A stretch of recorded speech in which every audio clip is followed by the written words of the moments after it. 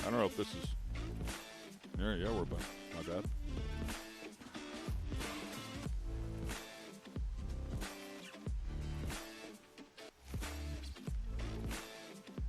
And welcome back, ladies and gentlemen, to the 2023 RC Racing at Visions Off-Road, brought to you by A-Main Hobbies and HPI Racing.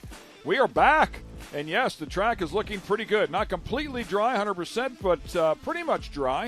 A couple of little wet spots in there across the way, but they've already had an E-car out there, and everything looked pretty good. The car came back pretty clean, so we are ready to rip, and that was some 30 minutes ago. Hello, I'm Ken Stout, and sitting alongside is Mike Garrison. Scotty Ernst down there in the pits, chatting with some people as well to find out what's going to happen here. If you're just joining us, we have been on a fairly lengthy rain delay. Unfortunately, got rained on, and then it started to dry out, and we were really close to going racing, and then, of course, it rained again. But the sun is now out. It is hot. It is also humid. So conditions have changed drastically. Yes, this is the 2023 Visions RC at Visions Off-Road. Plenty of our sponsors as well. We want to thank them, A-Main Hobbies, HPI Racing, Tecan, VP Fuels, Team Associated, and Lifetime. So back here ready to go. We've got a lot of racing to do, and we're going to try to jam it into 2.5 hours. We think we can get it all done, but we are going to rip here, line them up, and turn them loose. And with more on what we're going to see here today, let's get it down to Scotty. Scotty, what's the theme, man? What's everybody thinking down there? All right, thank you very much, guys. We're here trackside, getting ready to roll again. The cars are starting to roll out of the pit line, and these guys are ready to go at it. Mother Nature, she's always the boss. Caused a little bit of rain, got the track pretty wet, but Joey and Aaron from the Dirt Crew did their magic, got it ready to run. But the last 20, 25 minutes, we've had sunshine, so they're locked and loaded, ready to go for our first raid here of Invite. Back to you, Ken and Mike. Thanks a lot, Scotty. Appreciate that. Yes, some cars already out here on the track. The clock is already counting there in terms of the warm-up session. 15 laps in distance. We already had them out here on the track, and the rain came out. Immediately, everybody jumped off of the track. Mike, you touched on it real briefly. The electronics in these cars are exposed, so the last thing they wanted to do is get these cars wet. So everybody got them off there, and they've had plenty of time to prep them, maybe make a couple of changes. I chatted with Dakota Fend a little bit. He thought primarily tire might open some things up there just a little bit, but other than that, he felt like everything else would be pretty much the same. Yeah, it looks like the track conditions have changed a little bit, but not near as much as I thought they were going to when we first saw the rain move in. I think, like you say, Joey and Aaron and the Dirt Track crew doing a fantastic job. You can see, though, those outside lines out there where the kind of fluff is and all that, that is pretty wet, especially right here. We're looking at Mayfield as he takes that inside right there. If you head a little bit wide there, that's pretty sticky, and that traction is going to be real easy to get out there and flip a car upside down. So it'll be interesting to see how that plays a part in this one. There, you see Mayfield that area of the wild. track. You've talked about it a couple times. I brought it up to the guys down there as well. I also brought up is that something you would adjust the dampers for, knowing you're landing so hard, the rebound is bouncing the car back up in the air. You have to immediately make that right-hand turn. But pretty much the consensus is, as we anticipated, was if we adjust for that, it'll hurt us everywhere else. So it's just something that they're going to have to learn how to deal with, and hopefully better than anybody else. It might also open up a passing opportunity, and we're talking about that section right there. Yeah, it's definitely going to be, I think, a make-or-break section here for all of our classes. We've already seen some of the drivers in the open and sportsman classes struggle with it, and even in our invite class as well. As you can see, their warm-up clock is winding down. These drivers getting ready to line up on the front straight. This order lineup here is simply by pill draw. It is at random. And whoever wins this invite race today will start our invite main tomorrow in the number 1 spot. Yeah, so and let's touch on this real briefly because it might be a bit different than they typically format these things, but they did a pill draw. The pill draw will determine the starting spot for all 3 of the Invite Nitro Buggy heats that will happen here today, and then depending on how they finish in each one of those heats will determine their starting position for the A-Mains tomorrow. That's right. So we got some big money on the line, of course, this weekend here at Visions RC. However, no money up for grabs here in these heat races. This is just for starting positions tomorrow. Tomorrow's main event races, that's where all the money comes into play for these invite guys. But now our open guys that we saw earlier, like Camden Lime, as they qualify. If they're a top qualifier out of the rounds of qualifying today, they do get that $1,000 check, and they're going to the invite class. So money's still up for grabs in the open class today. Yeah, for sure. And to elaborate once again on this pill draw, the reason they do it the way they do it is they want to make sure everybody has a fair chance at winning their heat race, meaning everybody will start at the front of one of the 3 heat races at some point in time. They'll all start in the middle, and they'll all start in the back at one point in time. So they've made it as fair as absolutely possible so everybody has a shot at the big money in the A mains tomorrow. Okay, as you can see, we're about ready to go here. They're going to do the drop, and it is showtime. Here we go. Invite Nitro Buggy Heat Race number 1. The best in the world are going at it. Well, it's starting out front. It's going to be Ty Tessman. Of course, Ty Tessman, former IFMAR world champion. He is definitely a force to be reckoned with here this weekend. Of course, one of the world's best. He's got Spencer Rivkin right there behind him, and Ryan Mayfield in that number 3 spot. We look back at last year. Remember, Rivkin and Tessman had a little bit of a scuffle last year on the racetrack. Yeah, a couple of guys actually, and doing exactly what we thought this track might do. You can see everybody lined up nose to tail. I did chat with a couple of the guys. They said passing's going to be a bit difficult because everybody can run within a couple of tenths of each other. So we'll see how things shake down here. As you mentioned before, Ty Tessman, so solid here. The former world champ's been racing for some 18 years. 2023 MAO-sponsored Dirt Nitro Challenge champion as well. So great to have him out here, and he is leading the pack around. Everybody knows the tail right now. A couple of bumps there in the middle of this track. We'll see how they upset the cars and if they create some opportunities. Yeah, Spencer Rivkin running that number 2 spot. No surprise there. Dakota Finn starting in the back of the pack. He set some of the fastest laps we saw in that practice session earlier this morning. However, he's got a lot of work cut out for him here on this one. And this track is going to be tough to make up time. So for Dakota, even with the faster lap times, he's got a lot of work ahead of him starting in the back like that. Ryan Mayfield is there in 3rd place as we watch them all clear that big jump. Of course, Mayfield, former ranked number 1 in the world. Actually, when we came here last year, he was ranked number 1 in the world. Currently ranked number 3, ranked number 1 in the U.S. And he's up there looking for a spot. He just gets it right there. Beautiful job, man. Opened up the entry there to that turn. I saw Rivkin do that a couple of times, and you cannot do that with a Mayfield behind you. Absolutely not. Those guys, good friends off the track, obviously on the track. These are all harsh competitors. Jared Wiggins in the number 4 spot, our winner from last year here in the Invite Division, sitting in 4th. Mason Fuller up in the number 5 spot. Taking a look there, Ty Tessman gained a little bit of track there on Mayfield, the number 2 spot. Rivkin in 3rd. Wiggins starting to close the gap up on Rivkin just a little bit. Yeah, and it looks to me like Mayfield driving away from Rivkin just a little bit as well. Obviously, in the midst of making that pass, you're going to lose a little bit of ground. Curious if we can see him close up here on our leader, Ty Tessman. We saw it in the lap times before. It looked like Mayfield was a couple of tenths off from some of the quicker lap times, but with a couple of hours off and time to make adjustments, he'll be right in the hunt. Yeah, and I tell you what, look at the lap times right now. As you mentioned there, a 27.4 is fast lap for Ty Tessman. Mayfield fast lap at 27.4 as well. Rivkin's fast lap at 27.5. Fast lap of the race actually set right now, and that time by Ryan Mayfield, a 27.1. 0.3 of a second faster than our second fastest driver on the track. So Mayfield is on a move here as he tries to catch up to Ty Tessman. And, of course, these two got a little heated 1 year ago. So yes. It was actually more than a little heated. That was certainly documented well, so we'll find out how things go. I mean, it happens in racing, right? Some reality TV drama going on right there last year. Good stuff. Back on the track together again. Maybe will we see a retaliation, perhaps? We'll see. I think it's all about earning that spot right now. It looked to me like Mayfield missed the center of that one turn there just a little bit, had to breathe it. But he was definitely closing the gap there from where he was. He has pulled up nicely. I don't know if he's got enough there to make the pass, but he's certainly right there, and that's what you want to do, right? If nothing else, create a lot of pressure. Absolutely.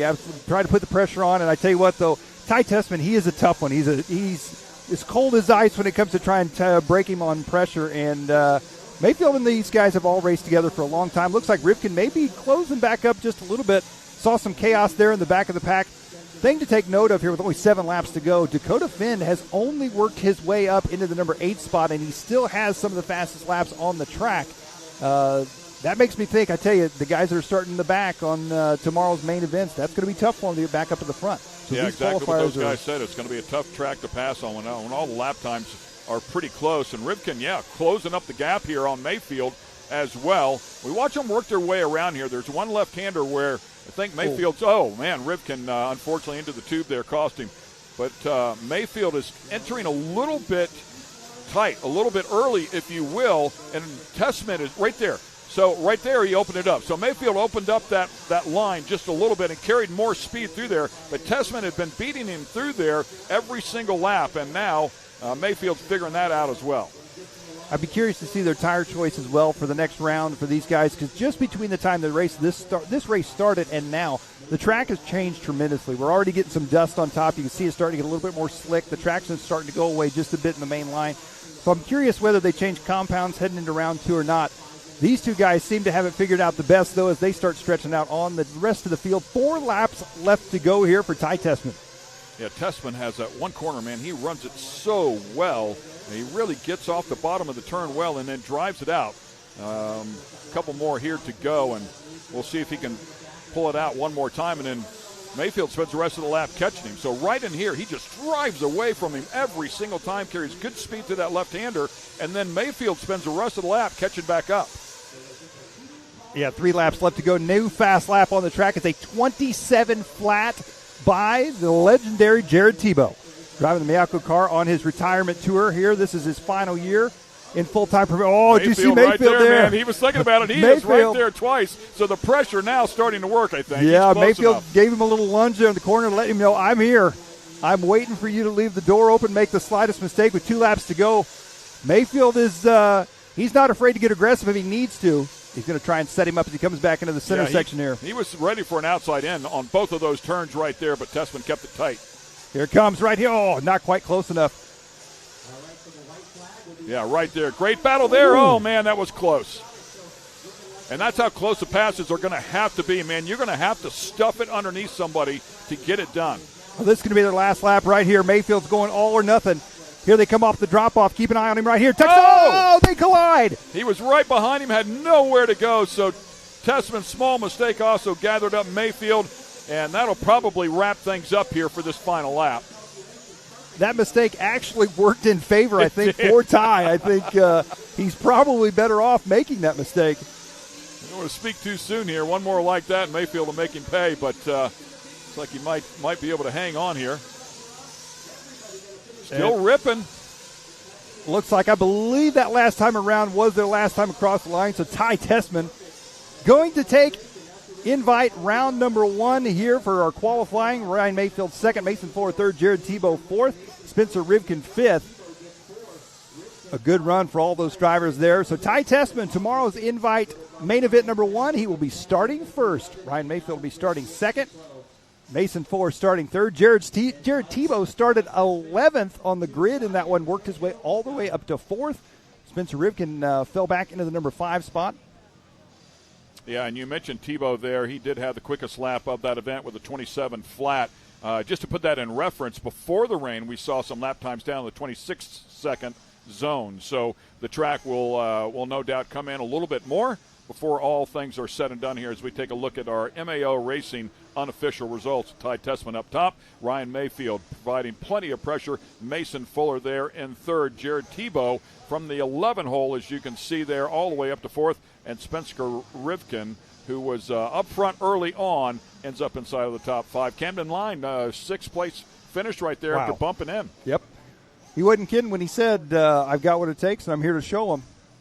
There he was. All right, let's get it down to Scotty Ernst. Thank you, guys. We're here with Ty Tessman coming off his first win of the weekend. That was just that was a hot sprint. Yeah, for sure. You're going as fast as you can for the whole time, and I mean, if you make a mistake, you really can't make up any time. Mayfield made up a little bit of time on me. I blew a couple corners, but just trying to make sure I don't make a mistake in the front. That's the worst thing you can do is throw away a lead, so I just tried to maintain it. But yeah, it's going to be a full-on sprint every time. I don't think you're going to be able to pass unless you really get aggressive, which could be interesting later in the weekend. Absolutely. Now with the rain delay and everything we had, how much different is the track from earlier this morning till this afternoon? It's gotten a little bit tackier, actually. The front straightaway is a little bit rougher. My car handled it good the whole time.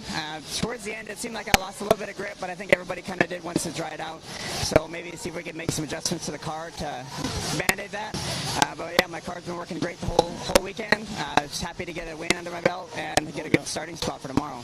All right, best of luck to you. Good job. Thank you. I just want to thank all my sponsors for all the great support over the years, my family for always sticking behind me, and most importantly, my Lord and Savior, Jesus Christ. All right, thank you, champ. Thanks. All right, there's Ty Testament. He's been around the block a long time.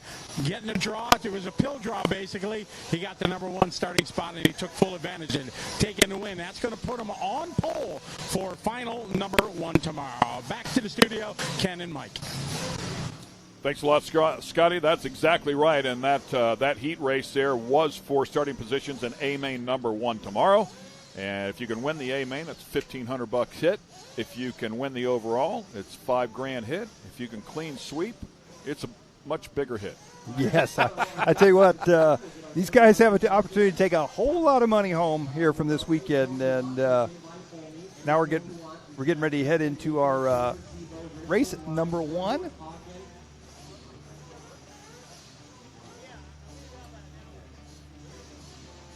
So, a little highlights reel here from heat race number 1. It was a great pass there that we saw Mayfield make on Rivkin, and then slowly worked his way back up to Ty Tessman, creating a lot of pressure. Could have stuffed him right there and checked up just a little bit. Tessman with a small mistake, but it collected Mayfield as well. Worked out for Tessman and ended up winning that one. So he'll start on the pole, as Scotty just mentioned a moment ago, on A main number 1 tomorrow. Great stuff. Plenty more racing yet to come here from MAO. Thanks for joining us. We're going to take a quick break. We'll be right back on the other side here at the 2023 RC Racing at Visions Off-Road. AMSOIL runs on freedom and has since 1972. The rest of the market has been trying to follow our lead ever since. But a head start is a head start. Run with us.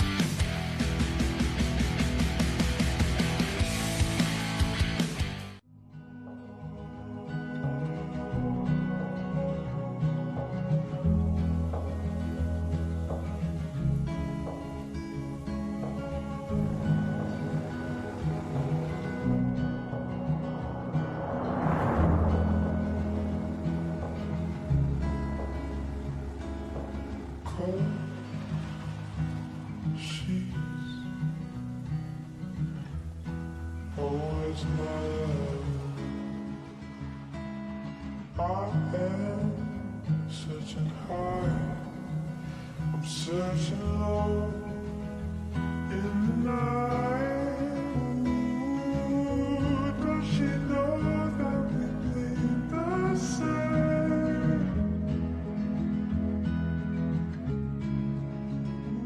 Ooh, don't cry. Get it, boys.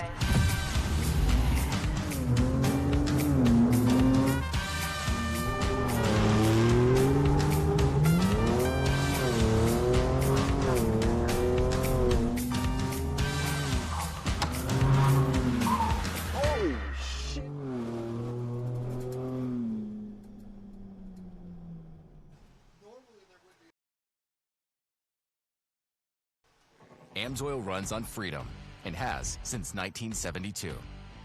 The rest of the market has been trying to follow our lead ever since. And welcome back to the 2023 RC Racing at Visions Off-Road. One heat race in here for the Nitro category to set up A main tomorrow. It was Ty Tessman that came out here and threw down early on. Had the lead from the start and hung on to it. Plenty of pressure provided by Ryan Mayfield, who also made a really, really nice pass there on Rivkin. So it gave us an idea. Spencer Rivkin, very solid, but opened up the door just a little bit. And Mayfield made him pay, and that's what they're going to have to do here if they're going to make a pass. We heard that from Tessman as well. He thinks to make a pass, and you're going to have to get aggressive out here. And you don't want to crash somebody, but sometimes wheel to wheel is what it is. If you've opened it up enough for them to get up beside you, you better get ready. Yeah, and then as we get set to go here, this is our second round of qualifying. We're getting set to go here with our Sportsman Nitro buggy drivers. These drivers run a more traditional race format here for these guys. Dylan Bontrager, Michael Forrest, Francis Sosing, Bruce Burnham, Nicholas Logan, Garrett Parker, Blake Remington. It looks like these drivers all getting on the clock. This time around, round 2 of qualifying, race number 1. We've got 2 more this round and 1 more to go. We got 3 total rounds of qualifying, so we'll see our invite drivers again 2 more times here today in the Nitro class. We'll also see a lot of those drivers up again in our Open e-buggy class. A lot of the invite Nitro drivers running the Open class. And, of course, after this, we'll see our Open Nitro buggy class where those drivers will try to set the fastest qualifying time for the round, and those who do will move on to the invite class. So good stuff, all about seat time, right? I mean, you want to get as much as you can.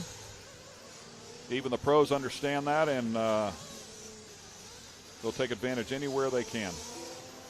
If you could guarantee yourself in a perfect world that you could enter the Open class, run to the final round, and then move up to invite and get yourself as much track time as possible, that might be the way to go, but I don't know you want to take that risk.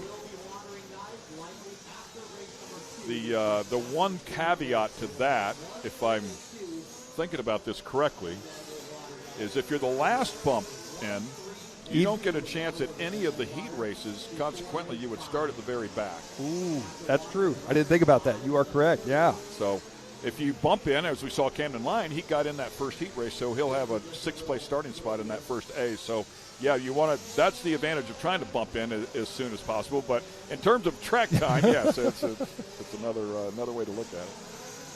Well, we're off and running here in this one. 2 minutes, 10 seconds down, 3 minutes 50 to go. Michael Forrest going to be out for, nope, take that back. Dylan Bontrager taking over the lead that time by with a 12 at a 6:03. That's 12 laps in 6 minutes, 3 seconds here in their qualified session for our Sportsman Nitro buggy class. Yeah, and Dylan had a good run going a little bit earlier in here today as well. Michael Forrest now bumping up there just a little bit more, literally by 0.08 of a second. A 12.603.108 versus a 0.186. So it shows you how close they are here already.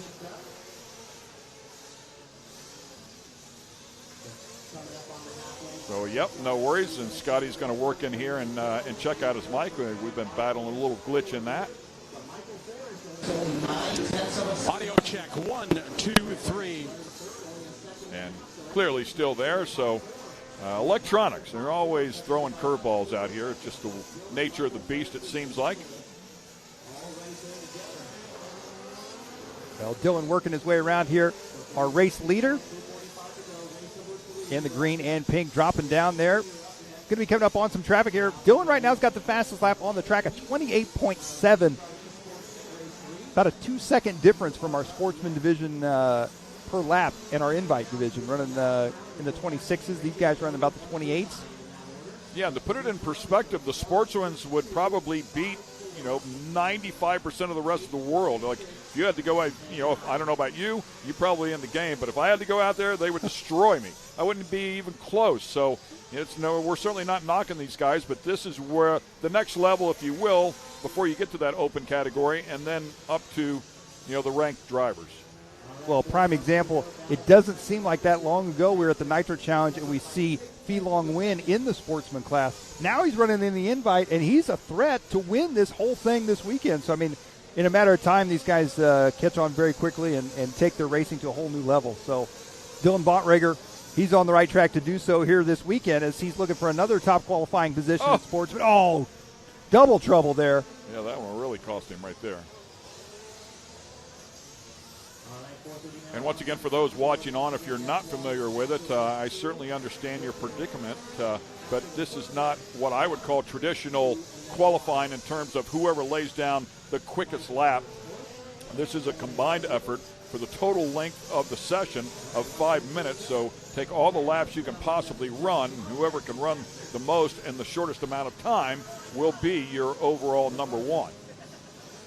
Yeah, it's a bit of a confusing process for qualifying once you get it figured out, it makes sense. But trying to explain it or trying to figure it out for the first time. Trying to explain it's a little more difficult than it really is. I mean, it's a great way of going about it. It's certainly just as, I think, honestly, it's a better representation of who was best in the session rather than just quickest for one lap. Well, and as we're saying that, Dylan Bontrager, he has actually covered both cases because he's got the fastest lap on the track, single fastest lap, and he's got the best pace right now, which is what really matters. He's on a 13 at a 6-minute 25-second place run. Sosing in that number 2 spot, Logan in third. Now Michael Forrest back out to the number 3 spot. With only 25 seconds left to go here in this race, we're watching our race leader as he comes down the front straight. Onto that right-hand side, into the tricky drop-off section right here. Oh, really nice job. You see how good that car reacted right there? Dylan's really The damper setup must be really good for that particular area. Dylan's had a pretty near flawless race here. Yeah, he kind of missed the next couple of turns, but announcer's curse. Nice wall grind. Tube grind in this. Yeah.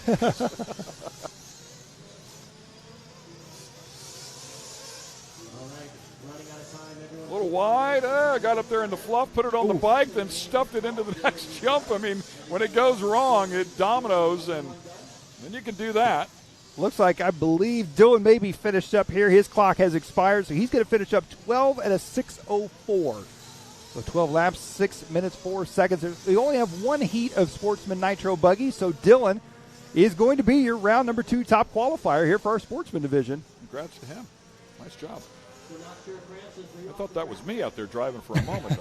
That one that was flipping across the infield. There you see the drivers all coming into pit lane. I'm interested to see what the tire choice is going to be here as the track starts to dry out, get a little dust on it once again. Our qualifying results there: Dylan Bontrager first, Michael Forrest second, John Cayley is third, Francis Sosing fourth, Nicholas Logan rounding out your top 5, followed by Remington, Burnham, Parker, Robinson, and Womack. Congrats to those drivers. Yeah, kind of curious to see where they will go here as well. And once again saw Dakota down there prepping tires. That's what he was doing. Looks like the big track is starting to dry up as well. Saw some of the Class 11 cars out there when the track was wet. If you're not familiar with those, they are bone stock VW Bugs, and one of them was doing his best to get up to the top of that turn. It wasn't working out so well, but so it goes. Yeah, all sorts of action here this weekend from Mid-America. Of course, we got the Nitro Cross crew back there, and you saw them getting on the track, getting there. I believe their practice sessions are today, getting some track time for them as well. We're going to let Scotty try his mic here one more time. Check 1 2. Mic test 1 2. Check 1 2. Mic about test that? 1. Nice stuff. That sounds good, Scotty. Much better than what we had there before. I don't know if we'll have time to catch up with Dylan, if he might have already bugged out there or not. Quickest in that last Sportsman Nitro Buggy heat. Got to send a quick text there before he gets racing. Yeah, well, so it goes. Maybe checking time and scoring. Checking the stock market. That's see how right. Things are going. Yeah. I can tell you how mine's doing. I don't even have to look. Sportsman E-Buggy coming up next here. So we just saw our Sportsman Nitro division. This is going to be our Sportsman E-Buggy class. And really what you're looking at there is some of the Travis Pastrana Nitro cars, the Nitro rally cars that will be out here competing tomorrow. This is a practice day for them, a couple of different divisions, but some 1,000 horsepower electric cars will be out there getting it done, putting on a great show here tomorrow.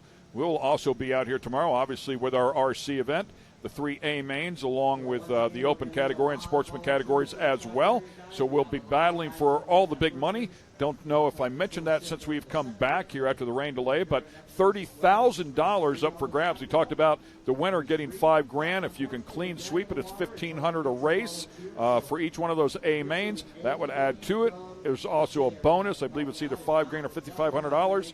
So at the end of the day, if somebody has a brilliantly good day, better part of $15,000 in your pocket, that's a pretty good day for RC racing for sure.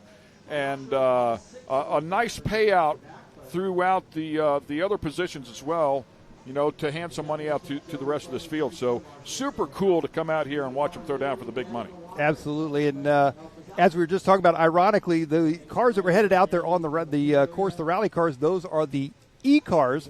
So the electric rally cars, we saw the Vermont Sports Car Team, their driver, Connor Martell, taking the track. And as they send out their E-cars, we get set to send out our E-cars. Our electric buggies are getting set to take the track for Sportsman E-Buggy. They were giving us a nice shot of that Barbie Jeep downhill as well. And you're going to enter that, right? No, not sober. I don't know. You might not even be allowed to enter it. I was going to say, Brittany here in our studio just told us it's $1,200 to win. Oh. Does this count as a Barbie Jeep? That's great, Mike. If you're not familiar with Mike, he has a great sense of humor. He's in a wheelchair, unfortunately, but he just pointed at the wheelchair and says, does this count as a Barbie Jeep? So that's good I'm going stuff, down man. the hill. I'm glad you can laugh at it anyways, right? Nothing else, laugh. So good stuff here. We're going to take a quick break. We'll be right back. Stay with us.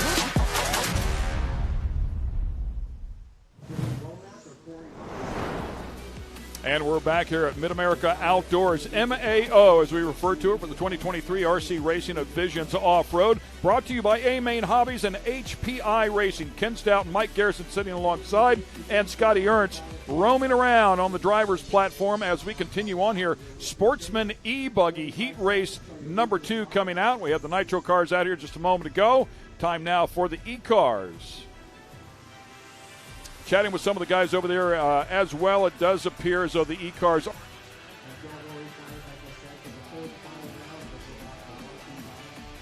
think we lost Mike there for just a moment, but checked in with some of the guys. The E-cars are just a little bit heavier than the Nitro cars, but pretty much the same application to the setup applies. It's not significant enough. As we wind down our warm-up section here, 10 seconds left to go, and then we will start the 5-minute clock. Q2. Good shot there under pit lane there. Everybody's trying to stay in the shade. As we are off and underway here for Sportsman E-Buggy. Race number 3. Let these drivers get a couple laps in here. We'll see where they shake themselves out to be. Dylan Bontrager in that last one for Nitro Buggy. He is back up in the E-Buggy, so he's running back-to-back. And we're looking at Dylan right now. Can Dylan go back-to-back TQ? We are about to find out here. Here he comes down the front stretch onto the right-hand side. Dylan, oh, that was close. Just about catching the corner marshal there in the back of the leg. Oh, nice inside move there to stay out of the wreck and then tag the tube, unfortunately. So Dylan running back-to-back. He hangs the Nitro car up, heads right back up with the electric car. And it looks like we'll see where he's at when he comes around here this time by. Michael Forrest going to be out front early on here with an early 29.4. Nicholas Logan. There's Dylan up in the number 3 spot. Dylan looking for a double TQ here in round 2. We'll see if he can do it in the electric class. Ken, you can see the dust on the track really starting to pick up. And these guys losing traction heading into the corners. As I mentioned to you when I came back in, I mean, the sun full out right now. I mean, it is hammering hard, so it's going to dry up very quickly. It's going to change very quickly. Much like big car racing, the anticipation of what the track is going to do is what the really good guys are able to do, so they can anticipate what setup they need in that car to be fast towards the end. It is definitely blowing off here very, very quickly, so no question. And I think about the time between races now. As you talked about running a couple of different categories, a couple of different classes, these guys have to have these cars ready to rip immediately if they're going to run a back-to-back race here, or very close to a back-to-back race. So they're not going to have much time here in this accelerated format on the back half of today. We have to be done by 5 o'clock. That is Central Time, by the way, because the off-road races start here out of this same truck. So it is a hard out here at 5 o'clock, but they're going to try to get everything done. If we do miss something for some reason, they'll tag it on to tomorrow. We'll get it all in. Yeah, and I'd be curious to know, watching Dylan Bontrager right now, he is out front leading the way. He was in that last race with his nitro car. Now he had to flip over to the e-buggy. There's a very short window there. I'd be curious to know if in between that time, did he change tires on his e-buggy? Did he pick up anything from the nitro car that he wanted to change on the e-buggy before he got out there in this one? But looks like whatever he did or whatever he didn't do has got it handled, as he is out front leading once again, the only driver to get down the 28-second lap range. 28.6 for Dylan right now. He's on an 11-lap run at a 5-minute, 23-second pace. Oh. Up and over, and that car, in that particular case, just did not fly necessarily properly. Typically, you see him fly nice and level, but that one was nose high. That step down that we keep talking about. Only a minute 45 left to go here in this one for these drivers. It's Bontrager, Logan, Forrest, Callies, and Sosing, your top 5. Johnson, Crane, Bell, Parker, Burnham, Womack, and Robeson. Oh, trouble there. I thought that was your race leader. That was not. Yeah, that corner is really rutted up there a bit and getting rougher by the minute, it seems to be, so something they'll have to pay attention to. I've seen that happen a couple times. It seemed to me like they were a lane wider. He was pretty much in the race groove and kind of bit him. I've noticed a few spots on the track. Really, the only damage that looks like that the rain really did is maybe where the track crew had to step out on the track and basically left footprints and oh, interesting. Yes. Pulled dirt up, and may have been a small hole at first, but once the cars start hitting it and stuff, it starts chunking out, and that's the only major difference that I'm really noticing from the rainstorm earlier today. When they talked about sweeping the track, and that's what they did, they broomed out some of those puddles. I almost wondered if the broom would kind of groom the track to some degree, maybe smooth out some of those ruts, but certainly did not think about the footprints where they were squishing down in there. You'll start in the middle and work your way backwards, right? So Bontrager right now, he is out on a good pace here in this one. As you mentioned, coming off the drop-off, he's got a fantastic line is set up on point there, as he is out front right now by 7 seconds over Nicholas Logan in second. John Callie's in the number 3 spot. Bontrager, fast lap of the race at 28.6. Only driver on 11-lap run here in this one as well. Yeah, it's starting to show some real consistency, of course, as you talked about before, with near back-to-back sessions here. He can dial this thing in just a little bit, but really watching his line, I mean, he's very consistent. There's a couple of areas where I see the pros that stay hard on the throttle, and it seems like he breathes it just a little bit. Nice rotation right here, but coming through there, right there, he breathes it just a little bit. That might have been where he got up on the bike there before as well, but the pros are coming through that left-hander on the pipe. As he makes his way back around, looks like time has expired. This is going to be his final time around. Nicholas Logan going to be taking second. John Caley's taking third. Dylan on his victory lap right now. He's going to be the only driver to get 11 laps. So double TQ, top qualifier in our Sportsman Nitro division and top qualifier in our Sportsman E-Buggy division. Back-to-back for him right here in round number 2. Fantastic round there for Dylan Bontrager. That is awesome. Look at pit road there once again. Francis Sosing will finish in 5, Brian Johnson 6, Jeff Crane in 7. I need those 7 drivers Qualifying results here, courtesy of MAO Racing, with Dylan Bontrager up there, up top, Nicholas Logan, John Callies, Michael Forrest, and Francis Sosine, all there inside of the top 5. Dylan doing a great job, as you talked about, qualifying number 1 in both sportsman divisions. So really good effort there. I noticed Francis, he's keeping busy this weekend as well, not only on the racetrack, but he's walking around with a camera taking some pretty cool pictures he's been posting on Facebook of some of these guys as well. So. Oh, I missed that one earlier. That was a great replay. Not great for those two Yeah, guys, not- but yeah, it was not- great, very Great entertaining for us. to watch. That looked like me driving that one over there. So good stuff out here. Talented RC racers for sure, even in our sportsman division. And, of course, it's only going to get better and faster from there. A lot of great racing yet to come here at our 2023 RC Racing at Visions Off-Road.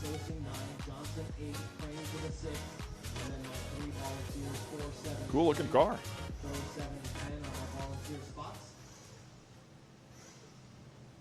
Spoke with Dakota a little bit about the rear wing. I was looking at his rear wing on his car, and he actually has that rear plate, that rear sill, if you will. He actually has some holes drilled in his. I want to say 6, a couple of big ones on either side, a small one in the middle. And it's an option that he can plug that hole if he decides he wants to plug the hole, or he can leave them open. Of course, it's going to have less drag down the straightaway at speed. Said it really affects the car in terms of how it flies. Makes a big difference. There's 4 sill plates. There's 2 in the center. There's 2, obviously, the outside sill plates as well, which will help it turn a little bit. So the wings are definitely a part of the game. Well, it looks like we are traveling in the reverse direction. We jumped to race number 3. Now we're going back to race number 2. So Dylan, we've got one more heat of Sportsman E-Buggy. So Dylan was the winner of that heat in the current top qualifier. However, we got one more heat, it looks like, to go. See if anybody can, out of this one, can be any faster than Dylan to set the overall top qualifying time. Gotcha. So in the Sportsman Nitro, we just had the 1 heat race. And the Sportsman E, we have enough cars for 2 heat races. Yep. That's. I'm easily confused, so I just want to confirm. Well, it was a little confusing there because we actually went from race 1 to race 3 back to race 2. Yeah, they're so, testing me. Yeah, I'm not sure That's what, why they put you beside me. Yeah, I'm not sure why we did that, but, we'll go with it. So we're back to race 2 now, and then I believe after this we'll jump to race 4. So, and based on that theory, we'll eventually get back to race 1. That's right. So the warm-up session has started here. We are under 2 minutes. And, of course, we'll have a 5-minute qualifying session here for this heat. Give them a chance to work the rust off, get back out here and get going.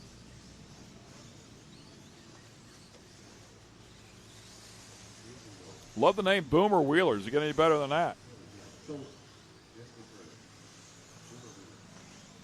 These guys getting checked in here. Ian Morey, Jason Morey, the father-son combo. Frank Columbia, Taylor Janda. I do believe Taylor Janda was our winner from last year. And I can't remember if it was the Sportsman Nitro Buggy or the E-Buggy class, but I know he won one of them.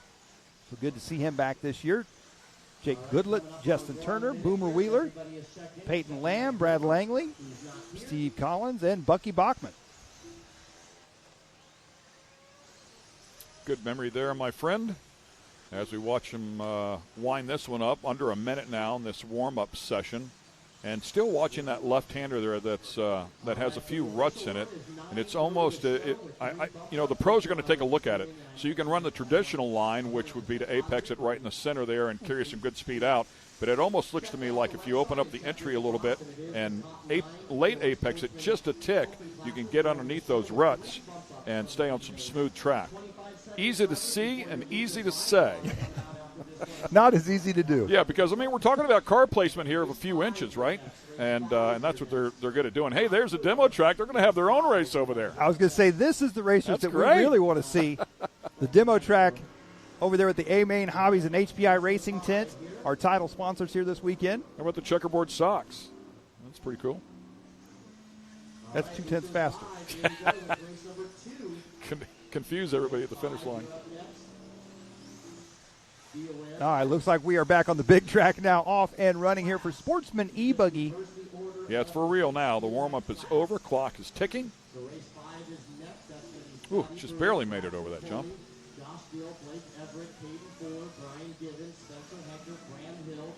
Nice pass there. Outside in, and now some clean track, and unfortunately tags the tube and ends up inverted. There's that left-hander I was talking about. You can see how rough it is on the outside. If you can go out and rotate the car a little bit early and chop right down on the bottom of the tube, it'll kind of lengthen that straightaway and carry some good speed. Something the pros will be looking at for sure. These guys are just trying to get around and stay out of trouble. Well, and Boomer Wheeler, he's wheeling it right now out front, 10 at a 5:02. Not quite as fast as Dylan Bontrager's earlier top qualifying time, but he is out front. Peyton Lamb in that number 2 spot. Brad Langley in the number 3 spot. Now Peyton up into the number 1 spot.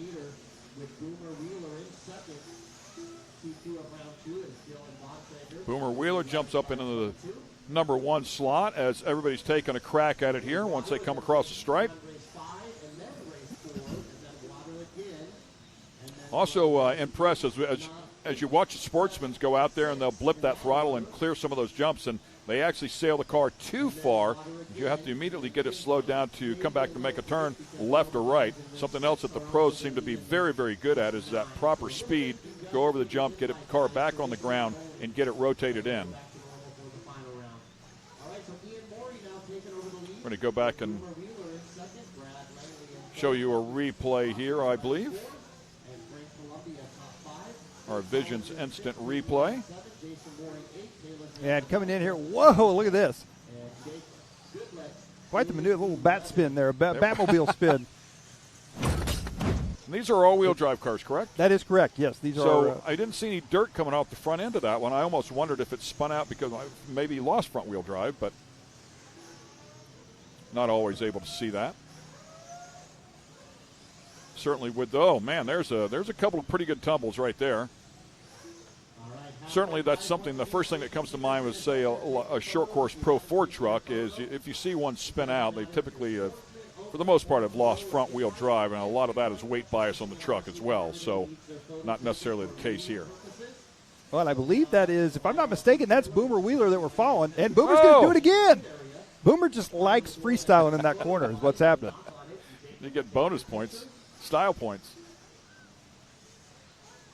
Boomer coming through the infield right now. Ian Morey in the number 2 spot. Brad Langley in that 3 spot. And now it's changing up a bit. Frank Columbia up in the number 3 spot. Wheeler at a 10, 5.06.3. So he has got to beat right now. Langley right behind him at a 10.517, some 10 seconds back. That's not to say that things can't change here quickly. I mean, one bobble out of Dylan, and it can change up pretty quickly. And here they come. Minute 30 left to go here in this one. Bontrager in that last heat set the 11-lap pace. I'm going to say that's probably a pretty safe time. He's probably going to be sitting top qualifier here for our second round. Nobody in this one is. Yeah, it's a great point. Nobody's quite close to that 11-lapper. He'd have to make himself. Right? Yes. Can't even bump himself out. But, yeah, that would be a lot to make up there for Langley. 1 minute left to go here in this one. Boomer Wheeler out front, 10 at a 5:05. Ooh, that was close. A little drifting contest there in the middle. Ooh. Talk about putting the pressure on. It is entertaining to watch them. And I'm not laughing at them. I promise you. I'm laughing because I know I couldn't even come close, right? So it doesn't surprise me that they get as close as they do to each other. The fact that they don't crash is simply amazing. Well, here they come down the front stretch onto the right-hand side. I believe that's going to be Steve Collins, if I'm not mistaken. Off the drop away he goes. Well, that may be Jason Morey. 20 seconds left in this one. Wheeler still up front. Having another great session here. Langley has closed the gap just a little bit, closed it by a couple of seconds. But Boomer has not made a mistake yet. And clock has hit triple zeros.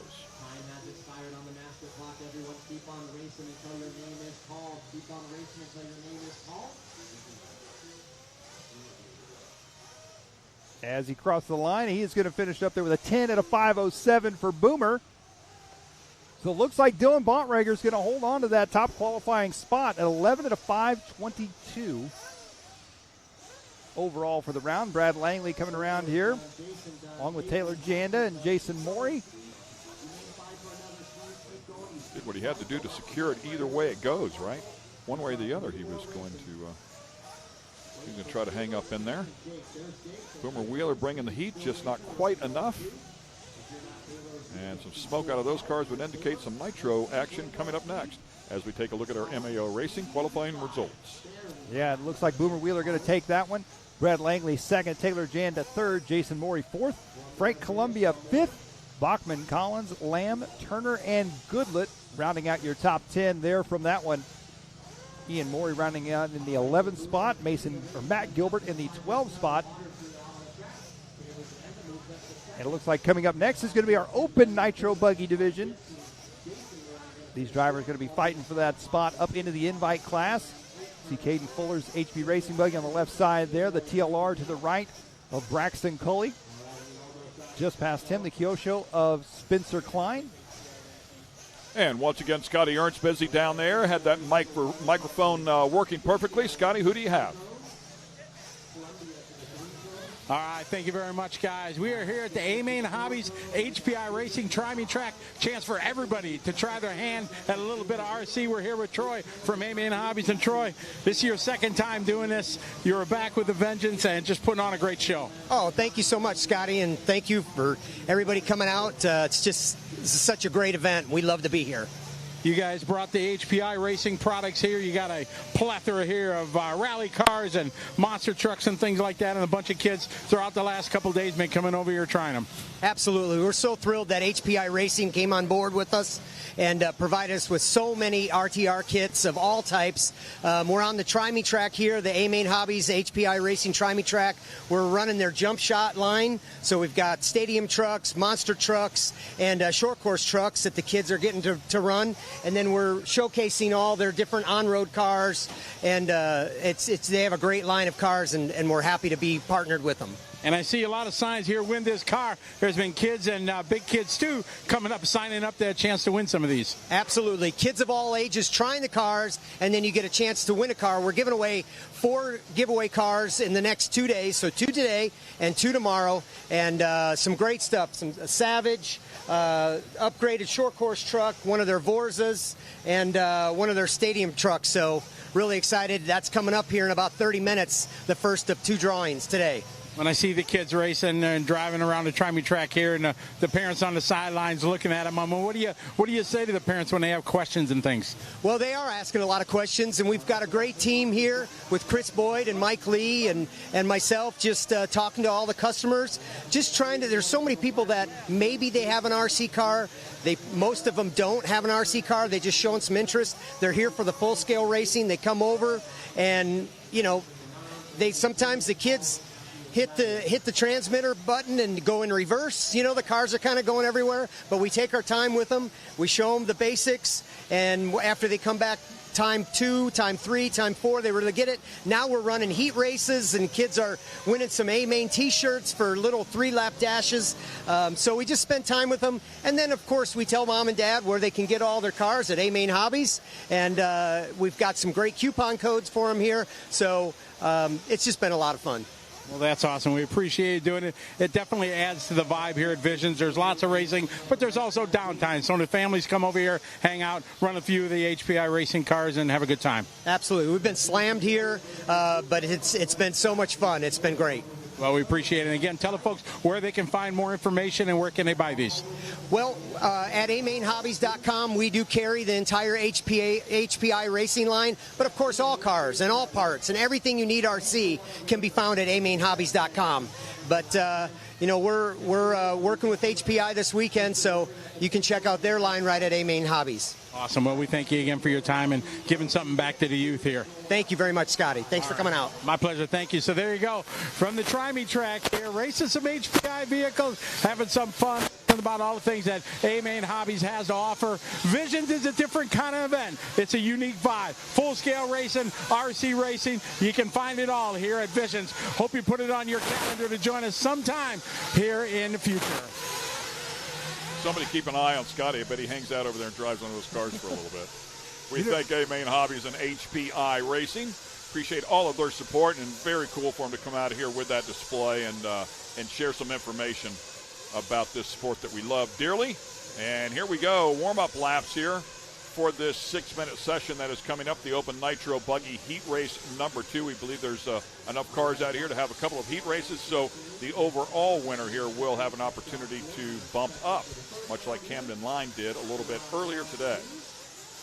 Well, a little known fact for a lot of people about Scotty Ernst. Not only is Scotty known for his announcing and his events and stuff that he puts on within the RC industry over the years around the world, Scotty is a pretty dang good racer as well, and he's got some accomplishments to his name, especially in the on-road world. Does a lot of on-road racing, does a lot of short course racing, so I wouldn't be surprised if Scotty hung out over there for a few minutes. Handed out a few lessons. Yeah, that's right. That's right. Good for him, man. That's great. I love it. These guys warming up, as Ken said, taking the laps here. Open Nitro Buggy, 2 heats here of Open Nitro Buggy. The fastest qualifier out of those 2 heats will be going on to the Invitational class. So these drivers are fighting for their spot. Come back in and top off the tanks here and get ready for the 6-minute session. Brewer, Cully, Dill, Everett, Fuller, Gibbons, Heckert, Hill, Vigil, Klein, Mechanic, Martin, and Parker all ready to do battle here in this 6-minute Q2. Yeah, and I got a feeling Heckert's going to be one you're going to keep an eye on here in this one. Ethan Mechanic was up front. Braxton Coley, Caden Fuller, of course. This is going to be a good one here for these drivers. Our first heat of Open Nitro Buggy as we are off and underway. See those things, man, when they hit the throttle, they absolutely launch. 0.21 cubic inches make somewhere in the neighborhood of 2.8 to 3 horsepower. 32 grams or about 7 pounds. Somewhere in the neighborhood of 40 miles per hour as they run out here and really carry some speed. Those engines turning some 44,000 RPM. That is buzzing up. One lap into it here. We're looking at Caden Fuller. Fuller going to be out front early on at 27.7 right out of the gate for him, lap number 1. Spencer Klein, the Kyosho driver, in that number 2 spot.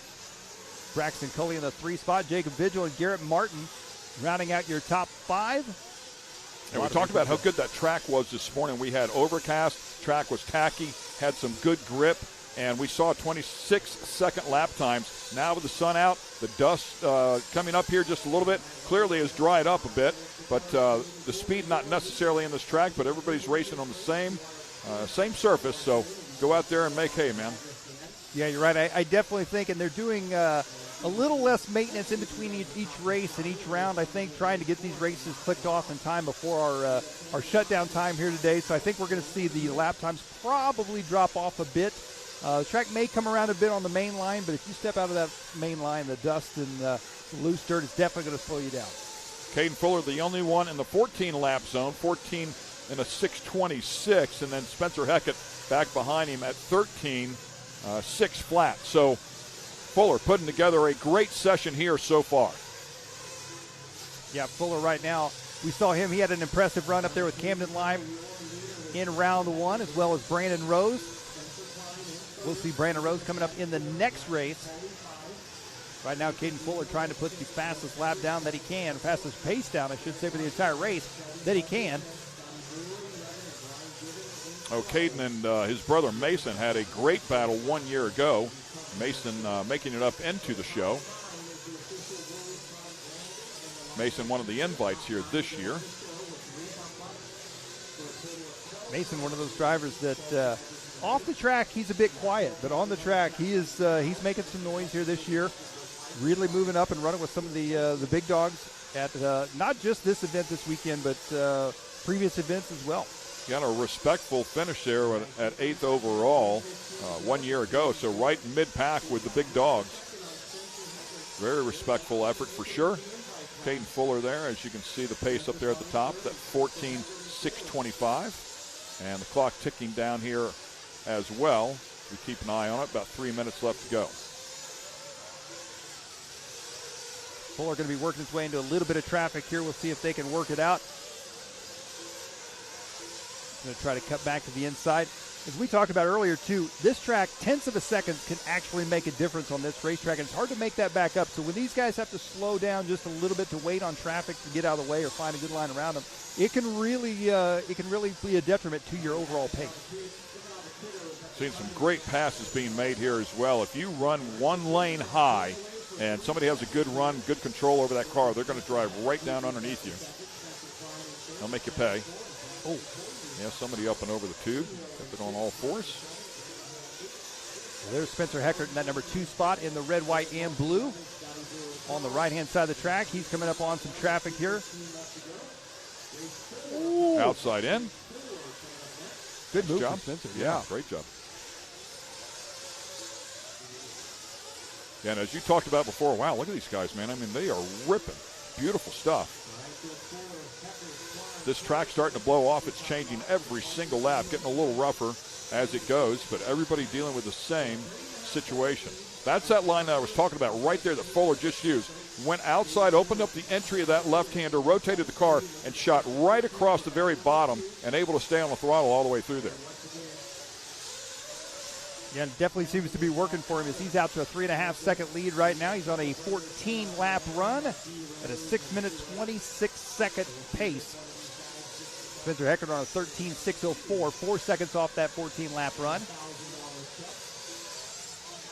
Spencer Klein up in the number 3 spot, Mechanic in the 4 spot, Braxton Cully in the 5, Shelby Parker up into that number 6 spot.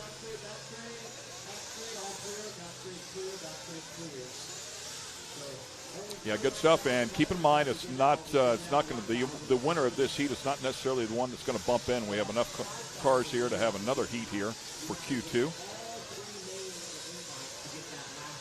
So if you remember, in round number 1, Camden Lime was in that first heat race, and he set the time, and then he had to wait the forever long 6 minutes of the next one. What feels like a lifetime. Yes.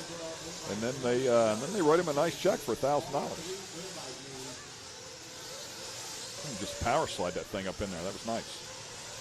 A lot of momentum up in there. Car slid right into the preferred line, back in the throttle. Rotating pretty nicely there in the tight stuff. Again, hugs the inside of that left-hander. It's gnarly on the outside. Step down is so violent. So many people having trouble with that. Car looked pretty calm sitting down through there. Nice setup there for the right-hander. Again, chop it off. Be it right down towards the bottom.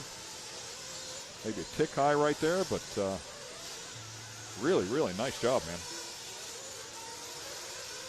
Well, time is going to expire here. Caden Fuller, I should say, he's going to go one more lap. This should be his final lap right here. He is going to get the 14-lap run, so set a pretty strong qualifying time with only one heat left of open nitro buggy to go. Yeah, so he's going to have to wait that 6 minutes now as well, but with the only one in the 14-lap zone, he's got to feel at least comfortable that if somebody's going to come out there and beat him, they better have a really good session. Yep. Here he comes back around, and Caden Fuller finishing up there with a 14-lap run, 6 minutes, 26 seconds. He is currently your top qualifier with one more heat to go. Looks like Spencer Klein jumping up into the number 2 spot, so a good run there for Spencer. Yeah, and Spencer Heckett just behind him. Those two actually really close there on the 13.606.0 and a 13.608.0. So just separated by a couple of seconds there throughout that entire session as we take a look at our MAO Racing qualifying results here for this particular heat race. Yeah, Caden Fuller taking it, Spencer Klein, Spencer Heckert third, Ethan Mechanic, and Braxton Cully, TLR driver, rounding out your top 5, followed by Parker, Givens, Hill, Everett, and Martin. And once again, Scotty Ernst busy down there. This time he is with our winner, Caden Fuller. And Scotty, he's going to have to hang on as well for another 6 minutes. All right, thank you, guys. We're here with Caden Fuller after that run. Caden, that's the first step here. Now you got to hope you were faster than these guys. Take us through that run. Yeah, I was just trying to be smooth and consistent, stay fast, and hopefully my time holds up for this round. Yeah, it was pretty quick. 14, I think, in a 26. So that's pretty close to what Camden ran in the last round. How much is the track different from before the rain till after? It's not much different. Same pace, I'd say. So, yeah. All right, now you got a long wait here to see if your time holds. Good luck. Yeah, thank you. All right, there you go. All right, Mr. Fuller here doing what he needs to do to try to get that bump to the invite. We'll find out in a few minutes if his time's going to hold. Back to you, Ken and Mike. And, of course, if he can bump in, he'll get to take on his brother. And he's guaranteed if he bumps in $1,000. Right. His brother doesn't have any money in his pocket just yet. So so he's winning already. That's right. That's right. A lot more up for grabs, though, for sure. Get a little highlights reel. So we're going to take a quick break here one more time. We've got a lot of great racing action coming your way. Can't wait for it as well. Take care of our sponsors, and we'll be right back.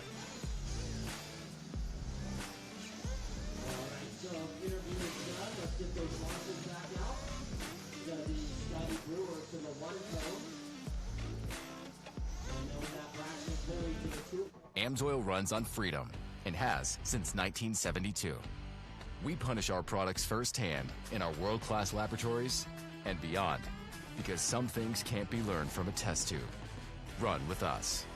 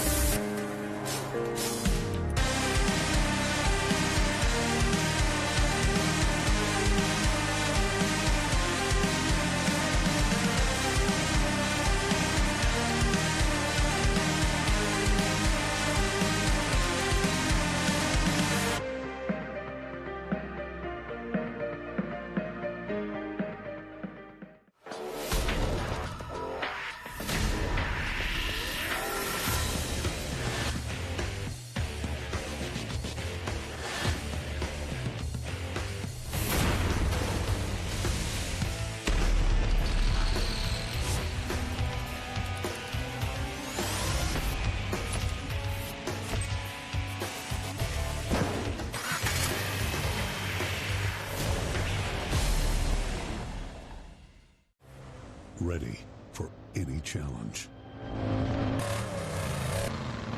Maxxis tires can handle even the most punishing off-road conditions.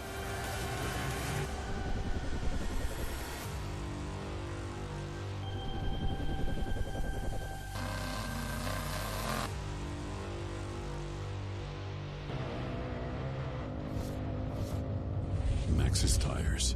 Tread victoriously. Speed Sport has been America's motorsports authority since 1934. Get news, results, and commentary from the most connected experts in the business, covering all forms of motorsports from flat track to NASCAR and everything in between. Bookmark speedsport.com on your mobile device now, or follow Speed Sport on social, and be sure to subscribe to the Speed Sport Daily. Speed Sport is your one-stop shop for all things racing on two wheels and four. And welcome back to the 2023 RC Racing at Visions Off-Road. Hey, ladies and gentlemen, Ken Stout here, Mike Garrison City right alongside. We're here at Mid-America Outdoors, Jay, Oklahoma, just a little bit outside of Tulsa, Oklahoma. 1,600-acre complex here. A little bit of something for everybody. The Ultra 4s, if you were watching during the rain delay, are out there getting it done as well. Travis Pastrana here with the Nitro Rally cars. Of course, we are here. Short course off-road racing is here. There is a lot going on, my friend. A lot is an understatement, that's for sure. This is a fantastic facility. As you've said, the Robinette family has put together just an incredible place for off-road enthusiasts, whether you're racing, just wanting to hang out for a cool weekend, RC racing, all the way up to, as you said, freestyle jet skis. There's everything going on here. Lazy River here. Yeah, you got a whole resort basically up here. You got a restaurant on site. Yeah, for sure. So huge pool area and a lazy river, and there you go, and some instructions. Drop it. Katie saying, put that car down. Put that thing on the ground. Let me go. Good stuff. So we're good. Miss Brittany, you can climb back up in the chair. It's all good. Open nitro buggy, our second heat here. So Caden Fuller, he set the pace in that last heat with a 14.626. If nobody beats that time, that means Caden Fuller is getting a $1,000 check and going to the invite class. If somebody can beat that time, if it's only one person that beats that time, I should say, that person's getting a $1,000 check and going to the invite class. The one to keep an eye on, I think, in this one is going to be Brandon Rhodes. Brandon was up there running for the spot with Camden Lime in the last round of qualifying. Had some misfortunate events happen, flamed out, wasn't able to finish the race, dropped him back into the 4th and 5th place spot. I think he's going to be the one to watch here. Yeah, I would agree with that 100%. There is Brandon Rose there, second to the right, if you will, standing right alongside Reggie Tung, and had a chance to speak with Reggie a little bit. I said, will you make any changes between, the track that you were on a little bit earlier and the track that you're going to be on? And the only thing he was going to do was make a shock oil change. He said he felt like he was going to go to a little thinner oil. He felt like the car was just a tick lazy in terms of responsiveness, so he wanted it to respond just a little bit quicker in the turns and was going to go to a little thinner oil to accomplish that goal. Well, that's another point that you make and talk about oils and stuff. As the sun comes out, everything heats up. These guys are going to be changing their shock oils and dip oils from where they were this morning, most likely. As this morning it was cool out, everything was the track was tacky. We had more traction. Now we have less traction. The sun is hot, so everything's changing for these guys. A lot on their plate in a short amount of time.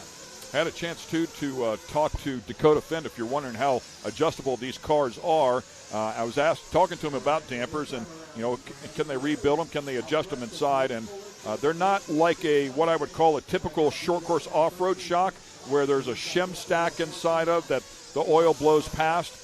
In these shocks, they do have holes, and they're allowed to. You can get just a blank shaft and custom drill your own holes and get it the way you want to. Some of the shocks some of the damper pistons have some flaps on them that will allow the oil to blow through that way. So it's an infinite setup there in terms of damper setup. But again, so critical to the speed. You've got to keep the tires on the ground, right? And that's how you create the speed. But that is much easier said than done. And of course, there's a lot of different ways to skin that cat. It's an important piece of the puzzle if you're going to compete with these guys. Well, one driver that comes to mind when you say that is Jared Wiggins. We call him the Wizard. He is notorious for drilling his own shock pistons and having his suspension absolutely fine-tuned. So absolutely one of those things that you could adjust around the clock. So I think we have to talk about Brandon Rose. You talked about the time to beat. You can see it up on the board, ladies and gentlemen. 14.626.9. Brandon Rose at a 14.627.2. We are talking about somewhere in the neighborhood of about a second, 1.3 seconds here. If Brandon Rose can pick up the pace, it is very, very close. Yeah, Brandon headed on the right-hand side there. The S-Works driver in the green and white. His biggest obstacle right now is going to be traffic, I think, and that worked out well for him as he makes his way through. Clean track now for him. Reggie Tung up at the number 2 spot. Santos Rodriguez in the number 3 spot. Katie Roxbury in the 4. Barry Rowe in the 5. Brandon looking smooth and comfortable right now. Yeah, and he did the same thing. You talked about it before in the previous session. Camden Line, up on the bike, but manages to stay on the throttle and continue on. Camden, his teammate, so he did have something good to go off of, and you see him dig that edge, and it upset the car. So a good quick reaction is going to cost him a little bit of time. He's going to have to keep scrapping here if he's going to jump into this fray, but right now would take over the invite at a 14.625. Pressure is on for Brandon Rose right now, and he's got to know it. He's only got 2 minutes and 10 seconds left to go. But is that all? Yeah, I was going to say, he's feeling it. That's going to be the longest 2 minutes and 10 seconds. It's actually the same amount of time for him and for Caden waiting up there to see, is he going to get beat or not? It's going to feel that's 4 laps, maybe 5 laps, somewhere in that general area. So plenty of time for a mistake, no question. Brandon working his way down the front stretch now. Nice. We'll see what he's got this time by through the rough first turn. 14.625. Oh, really nice right there. Beautiful setup there, and kind of factoring in that rebound, if you will. You've seen a number of people be able to do that. Oh! No! Man, did he get lucky right there. I mean, I know it cost him some time, but did he get lucky right there as it ended up facing in the right direction? Still at a 14.626.3. The time to beat 626.9. Wow. I tell you what, Brandon Rose right now, he's got to keep that thing on all fours and stay out of situations like that, because just a few tenths of a second, that is all he's got over Caden Fuller. 1 minute. Great qualifying effort here. $1,000 on the line, ladies and gentlemen. Brandon Rose trying to steal it away. Well, and here we're following Reggie Tung in that number 2 spot. He's going to be 13 seconds back from Brandon Rose on the clock. Reggie Tungus, we talked about early on. You may have heard that name. Former safety, NFL safety for the Kansas City Chiefs, among several other teams. But we're just going to Kansas City Chiefs all day. It's getting even closer. Now it's at 26.6. 0.3 of a second is the difference for the invite. 20 seconds left to go here for Brandon Rose. He's got to keep his composure. He actually spread it out a little bit. 26.4 now. A little bit of breathing room. He's going to have to rip around about one more lap. Well, actually, the clock ticking down up there on the top left-hand side as it goes to zeros right here. He's going to go, I think, one more after this one for that 14-lap run. He's going one more. This is going to be his final lap. It's all coming down to this one. 14 at a 6:26.3 is his pace right now. Pressure is on. A car crashes right in front of him. And this is at 6:26, the 26th part of that, right? I mean, he's got to complete that one extra lap. He is pushing so hard. Oh, no! He's run out of fuel. He has run out of fuel. The car is flamed out. Oh, my Disaster goodness. has struck Brandon Rose again. Oh. Unbelievable. And we heard about that. Ryan Mayfield said it early on. They are on throttle. There goes Brandon, unfortunately, I'm sure dejected. But he talked about making it to the end. He thought fuel mileage would be an issue because the track is so fast. They're wide open throttle for so long. Wow. It's showing him at a 14.626.3. I believe that was his estimated pace. So No, there it is right there. Just adjusted. 13.558. Oh. Wow. I mean, right there, close. And, yeah, he'll have one more crack at it. But, boy, he had it done. He's definitely got the speed to do it, that's for sure. A heartbreak there for Brandon Rose. On the other side, Caden Fuller's like, yeah, well, I'm all good with this. Yes. I don't know what you guys are so bummed out about. Oh, boy. Wow. What a turn of events right there. There you see Joey Christensen filling out that $1,000 check for Caden Fuller. Joey Christensen is not only an artist with dirt as far as building tracks, he is actually an artist outside of that as well. I noticed that before. I said nice handwriting, right? Yes, I wasn't yeah. kidding you. It's very creative, clearly. So, beautiful job there. Yeah, filling that out. So, congratulations to Caden Fuller. He did a great job. Definitely put the pressure on and forced Brandon Rose to stay in the throttle there right to the very end. And, of course, came up just a bit more time than what he was looking for. Scotty, what do you got, buddy? All right, we are here with Caden, and man, oh man, you and I are sitting here watching Brandon from behind him here. Man, that is just tough luck. And a win's a win, but you don't wish that on anybody. Yeah, I hate to win like that, but it was going to be close. But like, Brandon had a flame out at the end, which sucks, but I got the win, I guess. Exactly. So, hey, you got to bump up to the invite. Now you got a chance for some big money along with the $1,000. Here we got Joey Christensen here from the dirt. You're going to issue you a check for $1,000. Now, is this going to mom and dad at all, or is this going to your pocket? No, I'm going to keep it for sure. Oh, boom. There you go. Sorry about that, mom and dad. Well, best of luck. I know you got some work to do. Good luck in the invite. Thank you. All right, there you go. Caden taking the win. Well done there.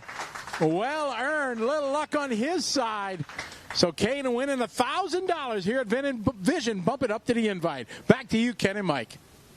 Thanks a lot, Scott. He didn't seem to be too excited there until he said, are you going to give that to mom and dad? He said, no, I'm keeping it for sure. That's right. Finally, a little bit of emotion there. Yeah, no, I'm not giving that away. Good stuff, man. Congratulations to him on a great job.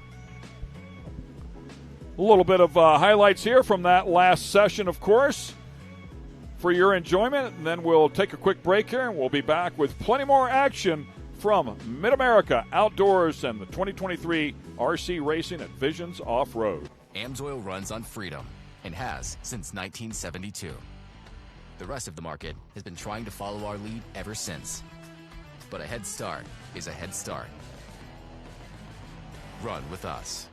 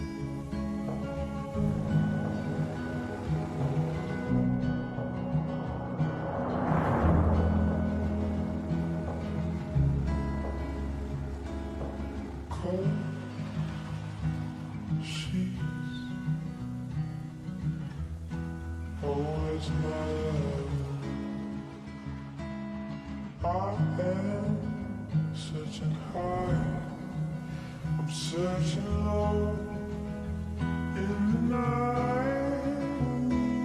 Ooh, does she know that we bleed the same?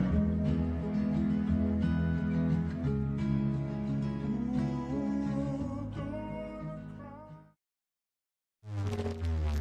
Get it, boys.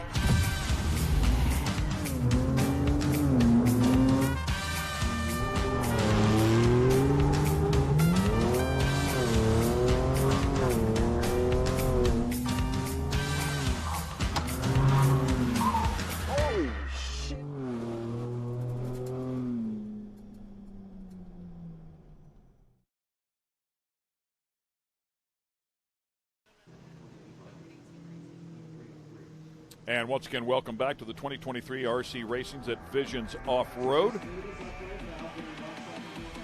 Plenty of action yet to go here today, and of course we will finish things up tomorrow. Our 3A mains. There's a look at Brandon Rose, who unfortunately ran out of fuel, we believe, flamed out right there at the very end. Had a quick enough time going to bump in to the invite, but missed it as he had about a quarter of a lap to go.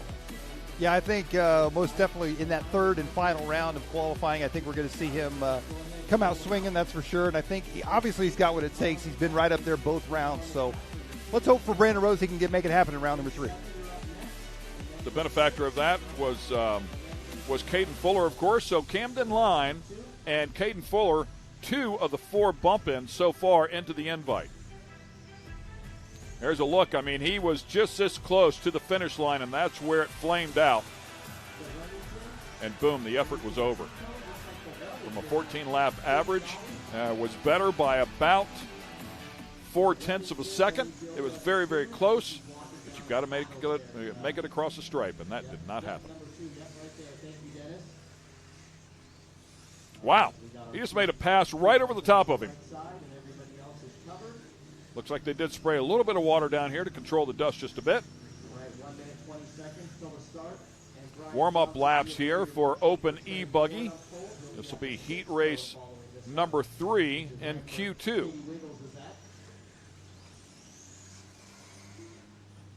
Yeah, it looks like we're going to run our Open E-Buggy class in a little reverse order. So this is technically race 8. I'm guessing after this we'll probably go to race 7, then 6, and then we'll go back to race number 9 for our invite class. Caden, Trey, Jacob, and Tyler all checked in. 45 seconds till your loop is live. These drivers all getting checked in here. And this one we got Tyler Noon, Scott Brewer, Jacob Vigil, Josh Dill, Blake Everett, Trey Ford, Caden Fuller running back-to-back here. Spencer Hecker, Graham Hill. A few of those drivers on that list not here this weekend.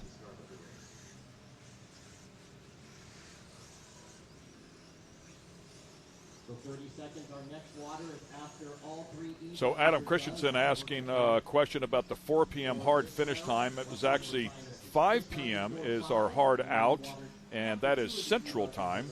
So depending on where you're at there, Adam, hopefully that helps you out. But we have a little more than an hour here to get in a whole bunch of racing. 3, 2, 1. Yeah, these drivers getting ready to go. It looks like the tone is sounded. They are off and underway. They'll get on the clock this time around. We have the reason we have a hard out for our fans there that are watching on is there is a short course off-road race that will take place here that starts as soon as we are finished up here. They have 3 pro classes yet to run. Their second race here for the weekend. In the side-by-side categories, it'll be Pro NA, then Pro Turbo, and then they'll have the Pro Light trucks out here to finish up their second race. So that is the reason behind the hard out, I should say. And if we don't get everything in here today, we will tag it on to tomorrow. Oh, Somebody whoa. tumbling me out. Big tumble. That was close right there for Caden Fuller. We're following Caden around here for our first couple laps. Caden going to be leading us out here. And by the way, Adam Christensen is in Australia. Wow. I'm not even going to come close to that time zone. I have no clue, man. So good stuff there. But thanks for watching, Adam. We appreciate you watching from down under. That's pretty cool. One lap into this one, Caden Fuller going to be out front. Jacob Vigil up at the number 2 spot. Tyler Noon in the 3. Graham Hill, Spencer Heckert, and Trey Ford. Your early running order here in this one. That's Spencer Heckert we're taking a look at. We saw him earlier in the Nitro division as well in our open class. He was trying to make his way up into the invite. All right, Caden Fuller, who just picked up a $1,000 check. Yeah, big airtime right there. Bumped up into invite. Out front leading the way. Once again, open e-buggy here. Caden Fuller now up front here once again. And Trey Ford, only 6 drivers in this one. 11 laps, 5 flat. Turn marshaling after this one at that Oh, Wow, a little bit short there, right? came up a bit short and then somehow was able to whip the car around and save it. And I think he, trouble there. Anytime you can see how rutted up that left-hander is. I mean, it's one of the worst turns. I don't want to say worst, just rough turns out here. And it is off-road, by the way, so you've got to deal with it. It's definitely getting chewed up, and I think, whoa, that was close too. Man, I tell you Crossing lanes off a jump is never good. I don't care what kind of vehicle you're in. Spencer getting lucky there on that one. He's still going to be sitting in that number 2 spot. He is going to be 4 seconds back behind our race leader, Caden Fuller. Heckert onto the back side of the track he goes. Through the drop away. Caden Fuller, 26.9. They threw just a little bit of water down on the track, and sometimes that can make all the difference. Yeah, first 26 we've seen since we've come back after the rain delay. Packing that thing in there just a little bit. Some of these guys, you can see them just kind of riding on top of the ruts, if you will. Again, damper package really critical in that scenario. Trying to keep the tires on the ground. 3:15 down, 1:45 remaining. Back around onto the left-hand side. He goes back into the center now. Caden, one of the more animated drivers. You can see him anytime that car gets off the ground, he's going to throw a little wheel whip or something to get the car to do little style points in the air. Confused me for a second. Animated drivers whenever you said that because he is certainly not animated during an interview. He's about as calm and collect as they come. But out there on the track, man, he is getting it done. Yeah, watch right here as he comes around for this double. Just about every lap he throws a whip motocross style. There was a little one that time, but he's been throwing some big ones. Having some fun, right? Cool, that's great. Style points again. Come up with a freestyle contest, he'd be right in the middle of that. Absolutely. Heckert at that number 2 spot. Oh, trouble there. What a save. Ends up on 4 and can continue on. But, yeah, big moment right there. There you see, that's Spencer Heckert there on the left in the red S-Works shirt. Caden Fuller there in the HB Racing shirt. And Caden Fuller still on a 12-lap, 5:26. So, again, he's going to have to survive that last lap. That 26 part of that is pretty much another full lap if he's going to reach that 12 mark. I say that, and now it has readjusted. So after that flip and was able to keep going, it's knocked him back down to an 11 lap, 5 flat. He's going to come into some traffic here. Made quick work of that. Yeah.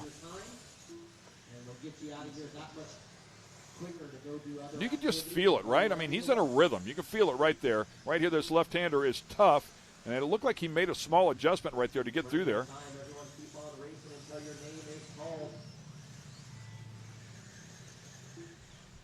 Time's going to expire here. Caden Fuller on the bubble for a 12-lap run. He's on 11 at a 5 flat. It is going to be really close here. That is his time right there, and I don't think he's going to make it. I think he's going to have to settle for an 11-lapper. And it got him. He's done 11 at a 5 flat, .452. Going to be our early top qualifying time here for Open E-Buggy. 2 more heats to go after this one. Spencer Heckert about 7 seconds behind there.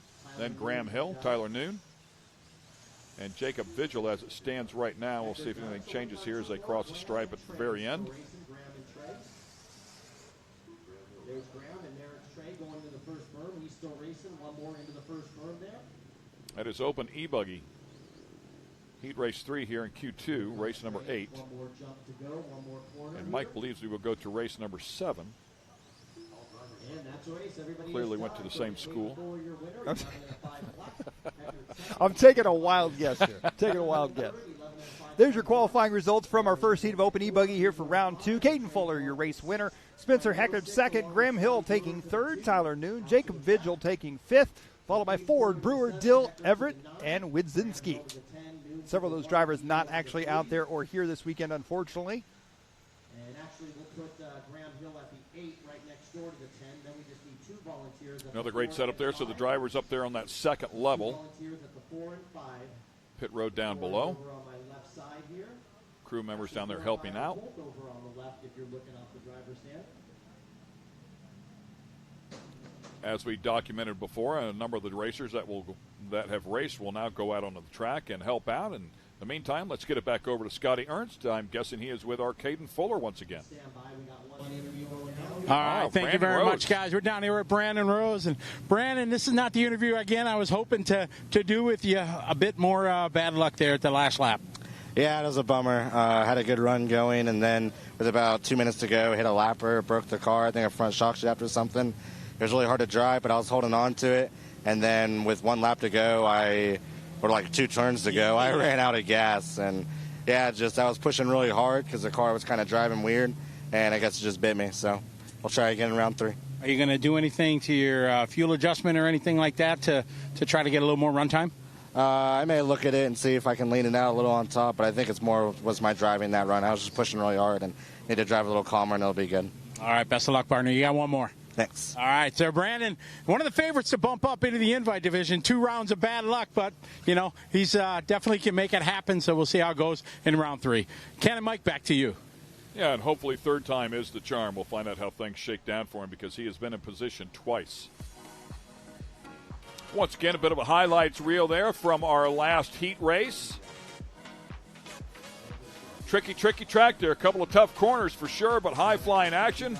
It has been fun to watch. A lot of racing yet to go here on Friday. Qualifying day here at 2023 RC Racing at Visions Off-Road. We'll take a quick break. We'll see you here in just a couple of moments.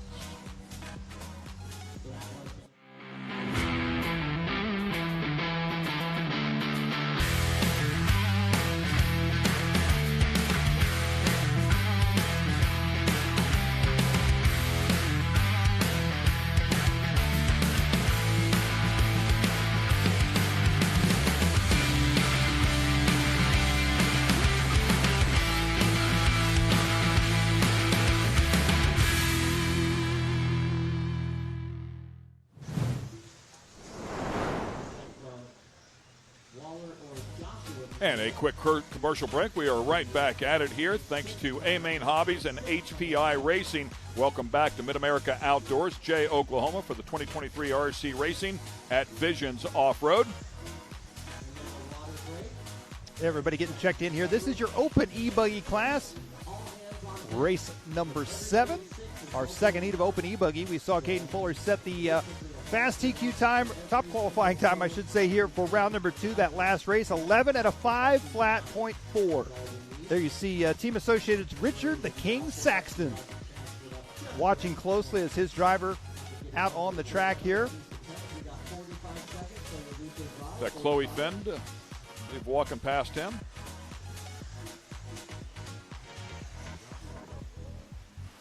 .30 seconds left in this little warm-up session here before we start race number 7. Good call there, Mike. Open E-Buggy. Q2, Heat 2.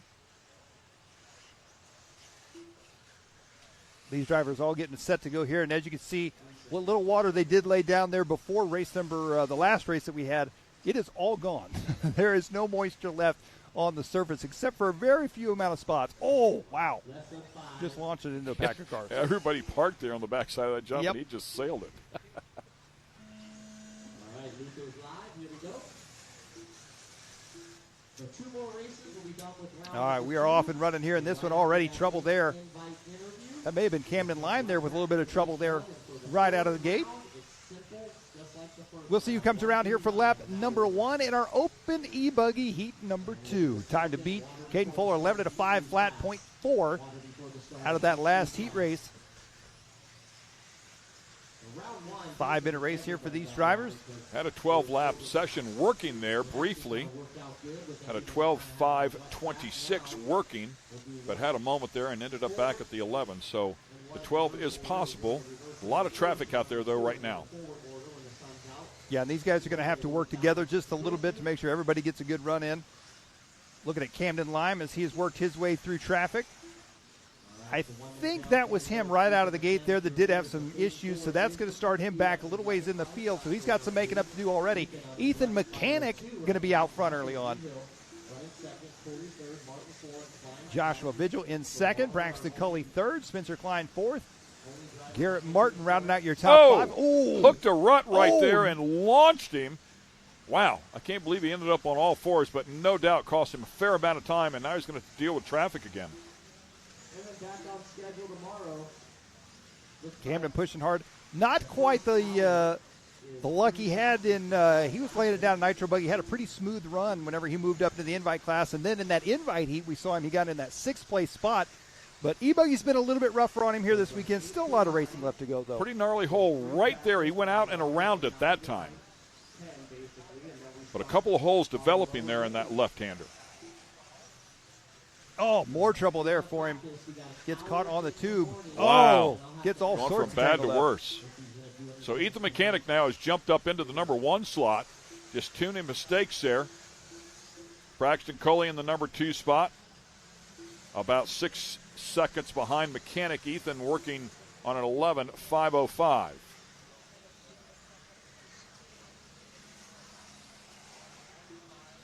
This race winding down here in this one. Look at this whole pack of cars right here. Everybody right there together. This is the worst possible way you can get into qualifying, especially when you got an entire empty track on the other side. Braxton Coley, though, I believe, is clear on the backside of the track all by himself in that number 2 spot, so that may play a part into this one for him. Great precursor to what we're going to see in a race, though. Yes, absolutely. These guys are going to be nose to wing once our Heads Up Racing gets underway tomorrow for the main events here for these guys in the open classes. Of course, we've already seen that in our invite classes. Reggie Tongue a little bit deeper down inside of this one in the number 6 slot. Garrett Martin 5th. Spencer Klein 4th as we stand right now. Joshua Vigil in 3rd. Braxton Culley still in 2nd. And Ethan Mechanic leading the group here, still on 11:5:04 now. A little bit quicker, as did and Joshua Vigil just jumped up into the P2 position, 11:5:08. Yeah, looking at, I believe this is going to be Ethan Mechanic here coming around as he has made his way through the traffic. Time to beat still, that Caden Fuller, 11:05 flat. He's on 11:5:04 right now. I don't know, with 1:20 to go, Ethan is a very talented driver. I just don't know if there's time to make up on this track, a 4-second deficit there. I mean, ripping off lap times in the 27-second range. So it's not like his pace is way off. I mean, it's just not a whole lot left to make up that time. Like you said, that's 4 seconds. Yeah, he would need some hero laps for sure. He works his way onto the right-hand side of the track now. Braxton Coley still in the number 2 spot. Joshua Vigil in 3rd. Garrett Martin in the number 4 spot. And Spencer Klein rounding out your top 5 right now. Yeah, last lap for Mechanic, 27.8. Quick lap, 27.3. So he's got about a half a second in that. He'd have to do that 4 laps in a row to make up that type of make up 2 seconds. I tell you, the track is changing lap after lap for these guys. Any of the moisture that they had in the track there for the last heat is definitely gone here for this one. We've got one more heat to go after this. So they're going to get an even drier track. And that would be why we're running the weird order that we're doing. I'm going to say they're going to continue to water right before open e-buggy, and they're trying to give each group a fair shot at a prep track. So that's why this time we went 8.75 instead of, or 8.76 I should say, instead of 6.78. Yeah, interesting thought process there. You're exactly right, and that's super cool to try and give everybody a fair chance here. Ethan pushing hard right now. I believe that is going to be Spencer Klein right there in front of him. I think Spencer's in the 3rd place spot.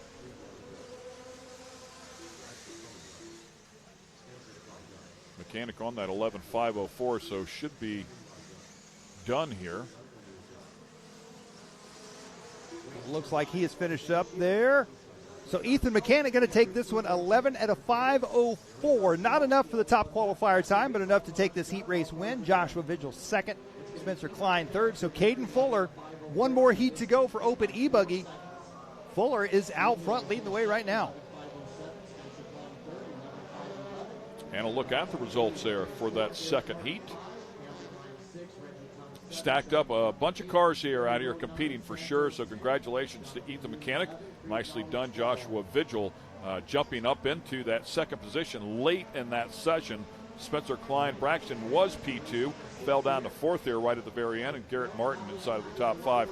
Camden Lime just really had a tough go of it. It went from bad to worse there for a moment. He was up at the top of the sheets and ended up in sixth. Reggie Tong in seventh.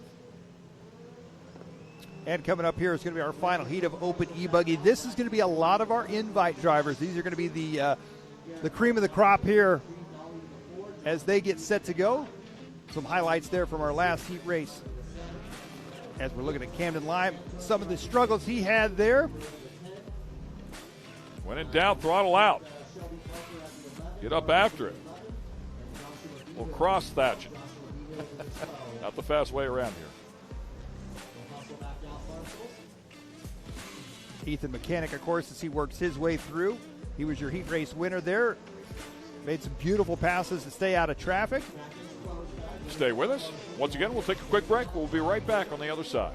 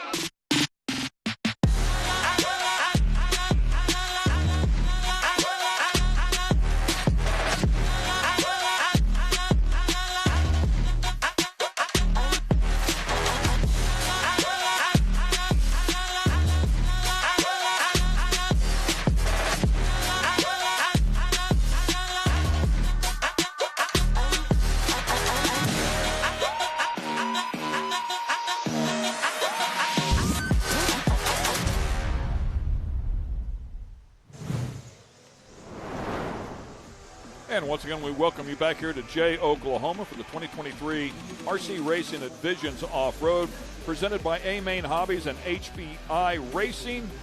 We also have presenting sponsors as well of Tekin BP Fuels, Team Associated, and Lifetime. Well, coming up next, it's our Open E-Buggy, our final heat for round number 2, and these right here are our top drivers. A lot of these drivers we're going to see in the next race as well for the Invite Nitro class. We got Joe Bornhorst, Seth Van Dalen, Ty Tessman, Mason Fuller, Jared Wiggins, Adam Drake, Ryan Mayfield, Spencer Rivkin, Jared Tebow, Cole Ogden, Dakota Finn, Feet-Long Win, and Brandon Rose. So knowing that you have a race immediately following this one as they take their warm-up laps here, about 45 seconds there left in that, would you bring your other car over? So, I mean, you're right there, boom, ready to go, right? I would say so. And I'm going to venture to say they're going to have to give these guys just a minute or two in between these two races in case they are sharing anything between the two cars. Perhaps they want to change tires, something like that.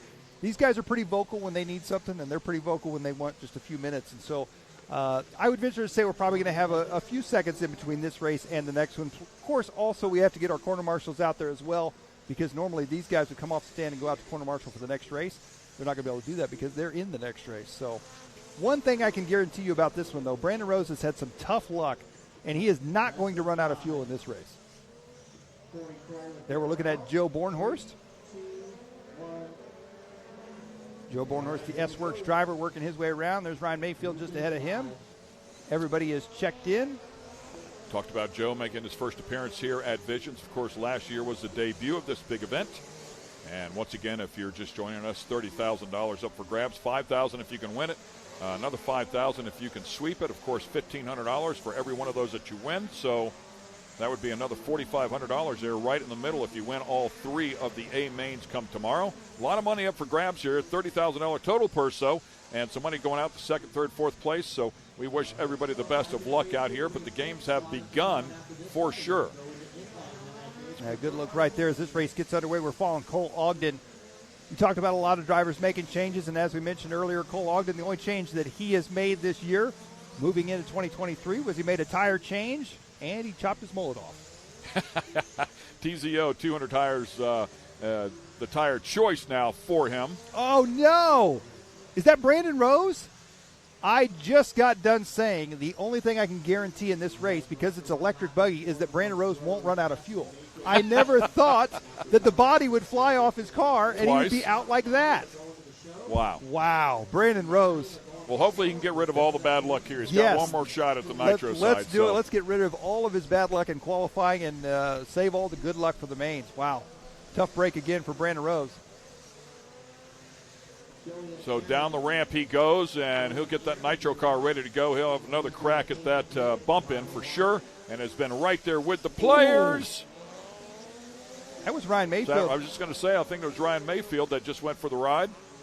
That was a weird mistake from Ryan Mayfield, too. Not one that you typically see him make. I don't know if he hit something on the takeoff of that double. What exactly? You can see that hole right there. We talked about it before. It's just a different view there, a couple of different camera angles, and can make it look completely different. But the same hole, same turn, different look at it. Well, 3 laps into this one, it's S-Works driver Joe Bornhorst out front leading the way here. Ty Tessman in the number 2 spot. Dakota Finn, now Mason Fuller up in the 3 spot. Dakota Finn in 4th and Jared Tebow in 5th. Time to beat again is 11 at a 5 flat set by Caden Fuller. Joe Bornhorst right now is on a 12 at a 5:25. He is the only driver ahead of Caden Fuller's TQ time right now. Yeah, it needs to stay spot on. Still a lot of time left inside of this one at 2:25. So that 5:25, and I always refer to that now 5:26. That extra 26 seconds is that extra lap. So he's got to put together that extra lap and keep it clean. We'll see if he can, in fact, do that. Yeah, Ty Tessman working his way up in the number 2 spot now. Dakota Finn in 3rd. Ryan Mayfield, Jared Wiggins, your top 5. There's Ty Tessman working his way through the infield, the X-ray driver. Have to find a little bit of time there. Right now, Ty Tessman on an 11.5 flat. So we'd have to find just a little bit here.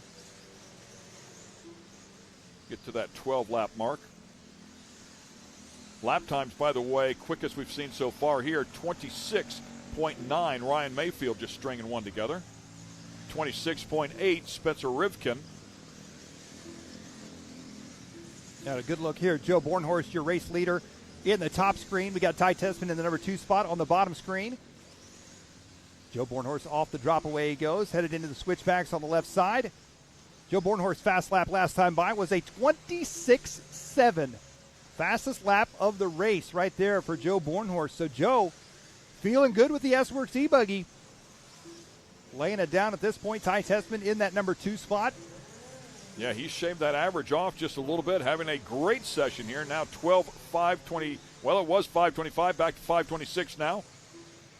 Look at this, though. That last time by, Ty Tessman, a 27 flat, his personal best for the race. He is now going to be 0.5 of a second back from Bornhorst. Yeah, he's down on the 12 lap range now. 12.527 to 27 flat, I should say, to a 12.526.1. So about 0.9 there between the two.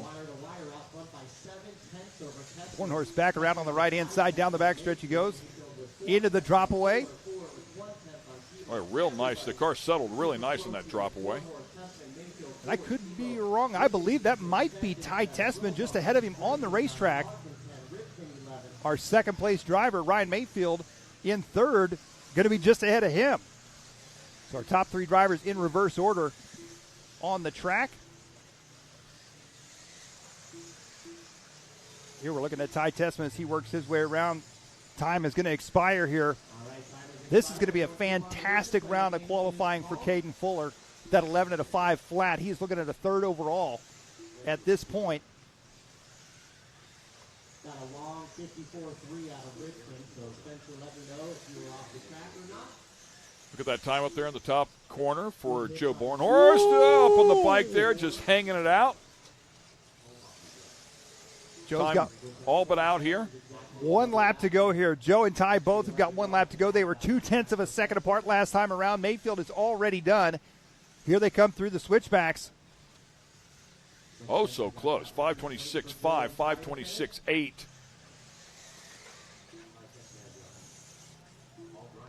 Great stuff. And Ty Tessman How is about going to that? get Right it. at the Wow. A 26.8, his personal best on the last lap. He is going to take it by 0.2 of a second over Joe Bornhorst. Wow. Yeah, the average there, 5:26, a 12:526.45 to a 12:526.73. 0.274 the difference. that is oh so close. Great stuff, man, and that's what we're looking for. And of course, that's what we're going to see come tomorrow as well for the A mains. Ty Tessman up top there in our qualifying results. Bornhorst so close all the way across. Rivkin jumping up into the P3 spot ahead of Ryan Mayfield, and Mason Fuller inside of the top 5. Well, these guys running back-to-back now. They're going to be going out for the Invite Nitro. And just behind the screen there is Mason Fuller's 8-scale buggy. And I'm looking at those tires. I don't know what those are that he's running. I can't honestly say that I've ever seen that tire before, so I don't know if he something worn down, traditional tread worn down or not. I don't know. We'll find out. And one more time, let's get it over to Scotty Ernst. Scotty?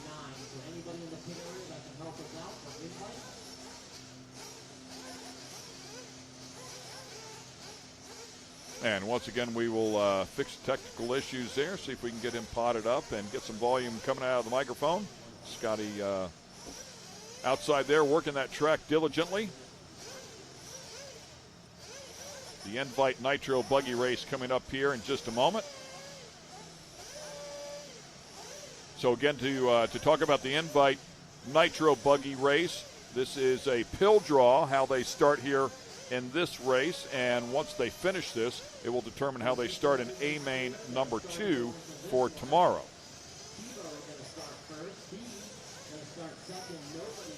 And there you see the the Fuller brothers, Mason and Caden, both in the Invite class now. The HP Racing drivers, both of them running whatever tire that may be.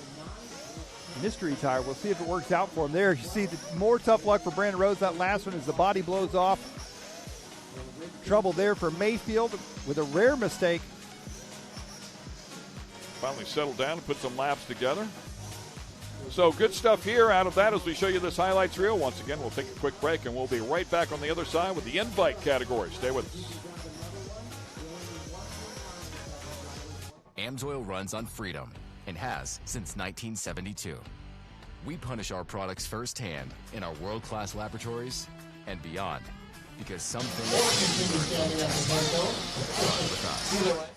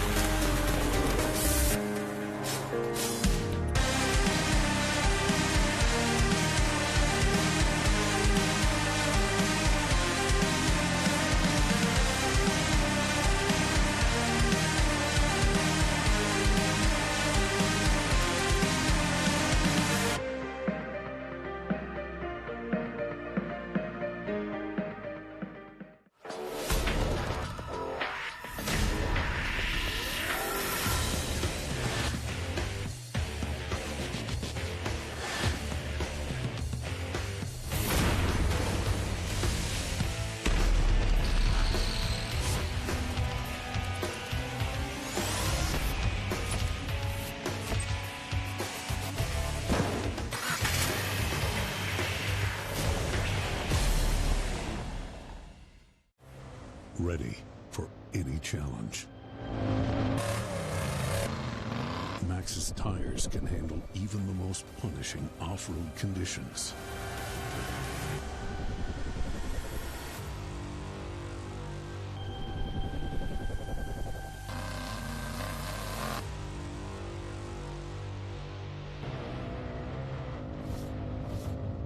Maxxis tires. Tread victoriously. Spaceport has been America's motorsports authority since 1934. Get news, results, and commentary from the most connected experts in the business, covering all forms of motorsports from flat track to NASCAR and everything in between. Bookmark Spaceport.com on your mobile device now, or follow Spaceport on social, and be sure to subscribe to the Spaceport Daily. Spaceport is your one-stop shop for all things racing on 2 wheels and 4.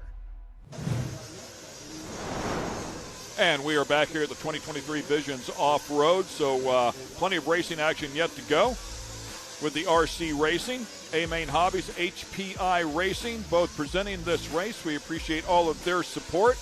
And Invite Nitro Buggy Race number 2 about to take place here. They're conducting their warm-up laps as we speak. And we keep touching base on this because I think it's very important here in terms of the format and how fair it is that they've made this for everybody. So everybody with a pill draw. And the pill draw will tell you 3 different numbers on it, and each one of those numbers is where you will start in the 3 heat races here today for the invite category. And each one of those will be a good bit different so that you can start in the front, the middle, and the back in each one of those races. And then how you finish in your heat race here today determines the starting race for the 3 A-Mains come tomorrow. So everybody with a fair chance of starting up in the front at one point as we take a look at our Visions Off-Road starting order.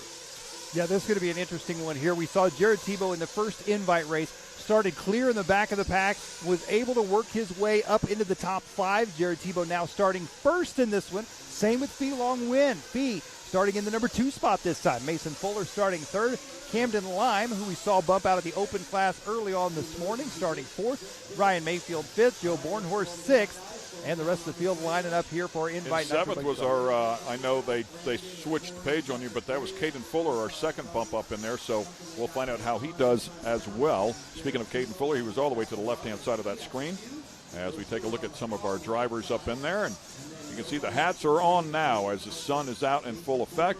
Crew members down there are about to line everybody up there, get them in their spots, and turn them loose.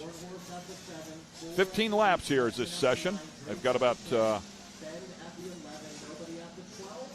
well, it says here just a few seconds to go before we get this thing started. So we'll get everybody going there. The starter down there, Sean Miller. Telling everybody to prep those cars. They'll fuel these things up. Yeah, our second invite race here. This is going to be an exciting one. Everybody lined up on the grid. As you can see, first and second are actually lined up over on the far right side. There's Graham Hill pitting for Jared Tebow. Fee Long Win pitting in the starting number 2 spot. Then on the front straight, we've got the rest of the field as they kind of wrap around that corner after the double.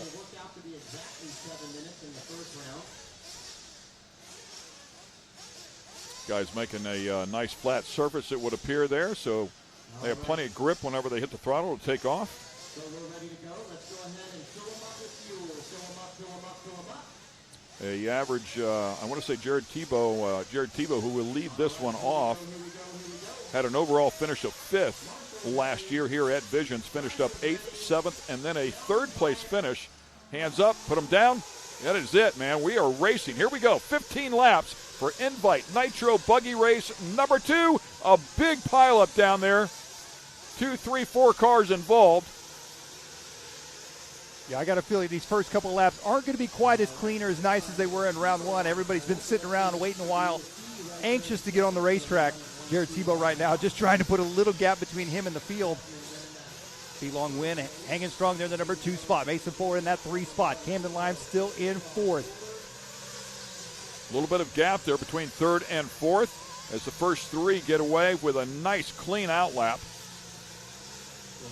Dakota Finn starting in the back of the pack once again here. This one he I think Dakota was caught up in that mess out there in first or second turn there. A bunch of cars got together.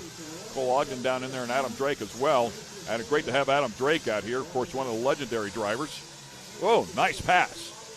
Mayfield working his way to the inside there. I believe that was going to be Camden Lime.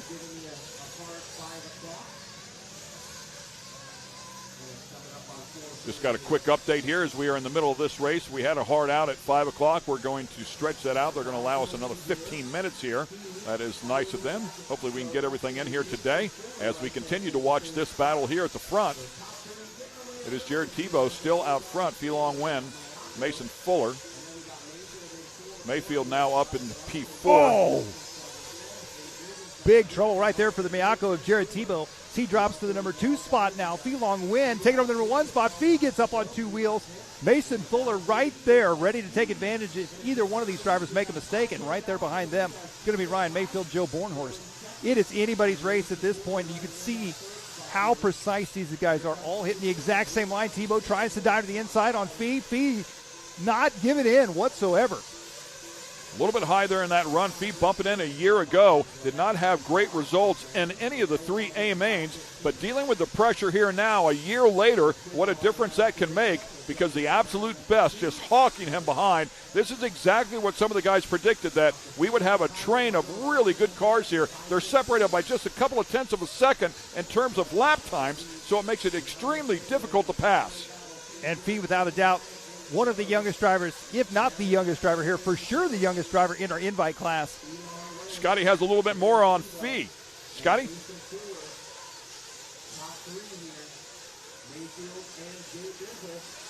And again, it seems like the microphone not working there, and a pass as Jared Tebow, I believe, was just passed by Mason Fuller.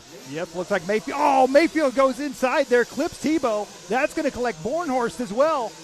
All sorts of trouble there for 3rd, 4th, 5th, and 6th. Mayfield dropping back a bit now into the number 4 spot. That's going to put Tebow back up into 3rd. Mayfield to 4th. Camden Lime into the number 5 spot. Now Fee Long Win with a little bit of breathing room there as the top 3 are separated by just a bit, and Fuller and Tebow. Tebow about to have a rear wing full of Ryan Mayfield. Here they come down the front stretch onto the right-hand side. I got a feeling these guys are playing a little nicer today throughout qualifying. This is for starting positions in the main events tomorrow. So I got a feeling they're going to work together a little better today than they will tomorrow. But when the big money's on the line tomorrow, when there's the slightest opening, these guys are going to try to take it, no doubt about it. Yeah, I think you probably hedge your bet, okay, starting 4th, 5th, somewhere in that general area, rather than risk it all and find yourself in the back of the pack. But I agree with you. Tomorrow it will be game on. Nice little correction there out of Fee Long Win after it landed a bit on the side. The 2 HP Racing about to drivers. get past here if he doesn't get up on the pipe here pretty quickly. Mason Fuller's coming. Teammates right there, Fee Long Win and Mason Fuller, both HP Racing drivers. And once again, let's get it down to Scotty. He has more on Fee Long Win. Thanks, guys. Yeah, if we rewind a few months back, young Fee ran as best as he could. He was a contender at the Silver State race in Las Vegas with a 2nd place overall against these guys. Lit up. Fee Long Win now, gapping that out just a little bit more. Only 6 laps to go here. Now Jared Tebow starting to turn up the heat once again. Tebow putting the pressure on Mason Fuller. Those 2 drivers have been racing together quite a bit throughout the winter season up at the Hobbytown USA Hobbyplex in Omaha, Nebraska for that Techno Winter Series. Here they come back around on the left-hand side. Mason Fuller going a bit wide. Tebow trying to dive to the inside. Not going to be quite close enough. He's got Mayfield charging up behind him. Fee Long Win, meanwhile, trying to stretch out his lead in this one. Keep an eye on Mayfield and Tebow. Oh, Ty Tessman is out. Tessman out of this one. We'll start deep in A-Main number 2.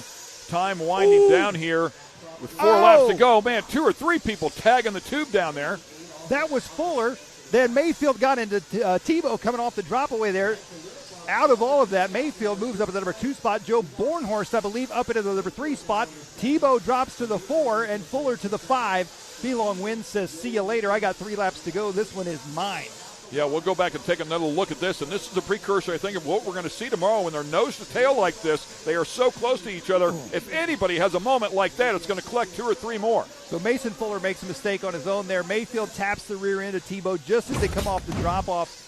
It all just turned into one big cluster there, and Mayfield comes out the best out of that deal. Well, I should say Fee Long Win comes the best out of it. Fee Long Win, yeah. He gets some breathing room, some of the pressure taken off. Look at that gaggle of cars there now, though, all nose to tail, side by side, trying to make some last-minute passes here. Just 2 laps yet to go. And Dakota Finn trying to work his way into the top 5. Fee Long Win out front leading this one. Mayfield only 1.7 seconds behind him. We're looking at Mayfield here. Fee Long Win just ahead of him. Mayfield trying to track him down, see if he can apply some pressure here late. Lap times here, 27.6 to a 27.4, so Mayfield just a tick quicker there, but not enough to really close that gap. Felong Nguyen doing a great job. He has been very consistent here. Here they come back through the infield. This is going to be the final lap right here. Unless Fee makes some kind of major mistake, this is his race. An absolutely astounding run here as he comes down the front straightaway. Felong Nguyen has done it. Felong Nguyen, your heat race win there for Invite. Round number 2, he will be starting first on the grid tomorrow for the main event, A-Main number 2. Yeah, how about that? I mean, he needed that too. I mean, in terms of confidence here at Visions, not that he hasn't come a long ways here in the past year, but last year bumping in 13th, 14th, and 13th, his 3 finishes in the A-Main. Now he knows he can get it done at this track, at this event. He'll come into A-Main number 2 tomorrow with a ton of confidence. Starting in that number 1 spot, that's going to be huge on this track. Ryan Mayfield finishing up at the number 2 spot. Jared Tebow in 3rd, Mason Fuller 4th, Jared Wiggins 5th. Dakota Finn worked his way up to 6th. Joe Bornhorst, Spencer Rivkin, Camden Lime, Cole Ogden round out your top 10, followed by Caden Fuller, Adam Drake, and unfortunately Ty Tessman off the track at the 4.5-minute mark. Looks like Drake came off early as well at the 6:30. We'll have to see what happened to both Drake and Ty Tessman. And once again, we will get it over to Scotty Ernst. All right, thank you very much, guys. We got Felong Nguyen here, little bump. Man, an excellent drive. Continued to show these guys that you got what it takes to run with the best in the world. Tell us about that run. Well, that was really fun and noticing because I have Ryan Mayfield at me catching up, and I try not making any mistakes. And plus, starting second had me in a big advantage to win that heat. The first guy to come over and say congratulations was Ryan Mayfield, gave you a fist pump. That must make you feel good. Yeah, it does.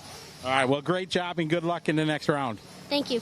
All right, their little Fee, 12 years old from Louisiana. Definitely the surprise of our industry over the last couple years. Ran great at Silver State, taking a heat race win here. Just amazing to see the youngster from Louisiana running strong with the best in the world here at Visions. Back to you, Ken and Mike. Thanks a lot. 12-year-old, no question, and very cool for Ryan Mayfield to come over there and congratulate that young man as well. Ryan Mayfield, he'll give it to you either way. Yep. Congratulate you, or if he's not happy with it, you'll hear from him on that side of it as well. Well, the cool side of that whole story right there is Felong Nguyen, and this may be why Ryan Mayfield, headed over to him so well and told him congratulations. Is it reminds me a lot of guys like Ryan Mayfield, Ryan Cavalieri, Jared Tebow. They turn professional around that age as well. Around the 12, 13, 14-year-old. That's when these guys turn professional, so they're seeing a whole new generation coming up. And I think they're competitors, but at the same time, Mayfield's just happy to see a new generation taking over. Super cool stuff, for sure. Okay, and once again, we'll take a quick commercial break here. Stay with us. A lot of action yet to come from MAO. Amsoil runs on freedom and has since 1972. The rest of the market has been trying to follow our lead ever since. But a head start is a head start. Run with us.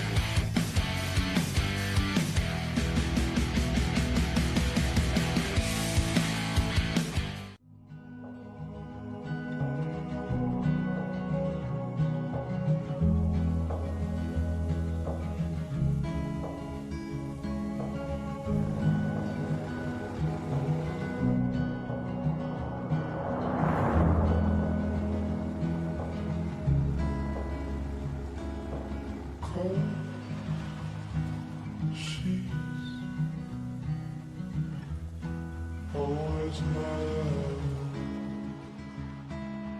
I am searching high, I'm searching low in the night. Ooh, does she know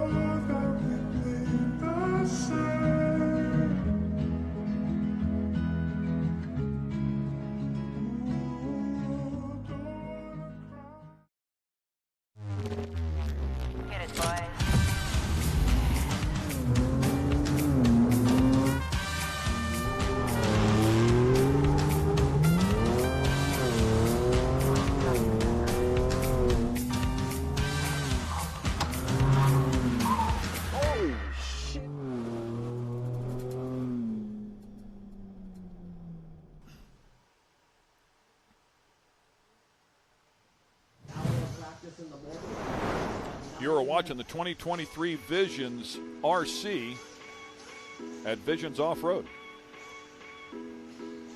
RC racing at its best out here at this beautiful complex. One of the step-ups there. Beautiful day now. Definitely on the warm side. Started off a bit cloudy. We had some rain. We had a bit of a delay. But in the meantime, we have been able to take care of this track and get all the competitors back out here as we can keep charging at tomorrow's A-Mains. Good look here at pit lane as we get set to go here for our Sportsman Nitro Buggy. Final round of qualifying here for these drivers. There's your lineup of drivers that are coming up in this one here from Visions Off-Road. Dylan Bontrager, I believe, has taken TQ in round 1 and 2, if I'm not mistaken. Can he do it again here in round number 3? We're about to find out. Burnham, Forrest, Logan, Parker, Remington, Robinson, Sosine, Womack, and Callies, all part of this group. Warm-up session here for a couple of minutes to get everybody ready to go here once again. And then the race length will be 6 minutes. Not on throttle quite as hard as the pros would be, so should have no issues here with running out of fuel. Like we saw Brandon Rose do a little bit earlier, just on the throttle really hard. Also thought he had some issues with the car, so it was holding it up a little bit, possibly using even more fuel to push it through. But that's how close they are, how close they're running these things, right to the very edge. I got to hand it to Brandon Rose. I had no idea that car was broke. He was driving it phenomenal, regardless of being broke.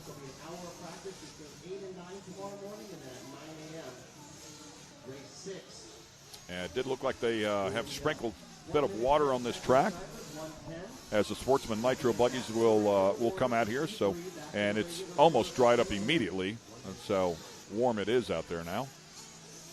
A couple areas there, you can see where they put some moisture down. That left-hander seems to be smoothing out a little bit. Do you agree? Yeah, I would say so, just a bit. It either that or these guys are making it look a whole lot better. One of the two.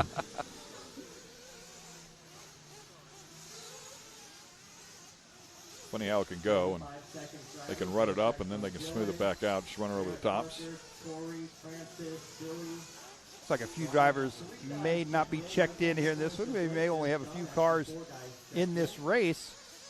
Looks like only 3 drivers are out there at this time. 4 maybe? 4 maybe, yeah.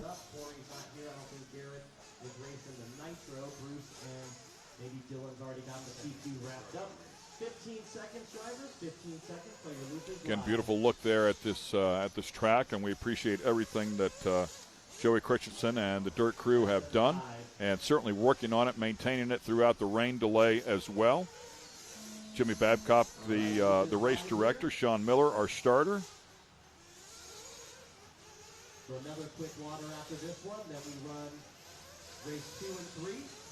And it looks like this race is underway. So, yeah, I think we've only got 4 drivers out on the track here in this one. Not sure where the other 6 drivers are that should be out there. They are not out here for our final round of qualifying. Well, plenty of track space for these 4. Watch them all end up together. Yeah. Just the way it goes. Ooh, what a save. Big yard dart action right there. Those hurt in a big truck.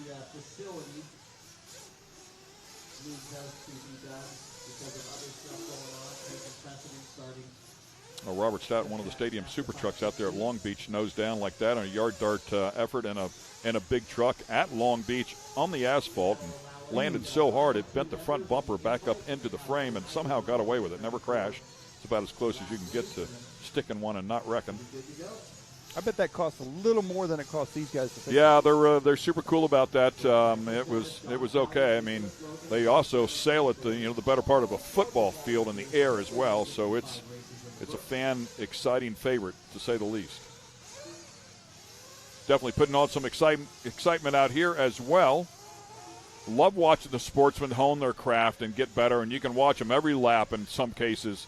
Just continue to get better. They just kind of get in that rhythm. We talked about it before. Of course, the pros will come out here and just nail it right off the bat. Maybe it takes them 1 or 2 turns, maybe no turns.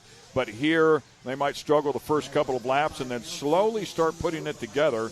And it's cool to watch them learn and come along exactly what they're doing. You mentioned it before, Phelan Wynn. Just a couple of years ago down here at this level, and now just won one of the invite races. So super cool. Yeah, absolutely. And, you know, the amount of technique and fine-tuning that these guys can do even while they're driving. You notice a lot of these sportsman guys keeping the cars level and straight on the track. You see a lot of the pro guys whipping the car around, setting it up mid-air for the corners, you know, flipping the car from one side to the other, adjusting it from front to rear.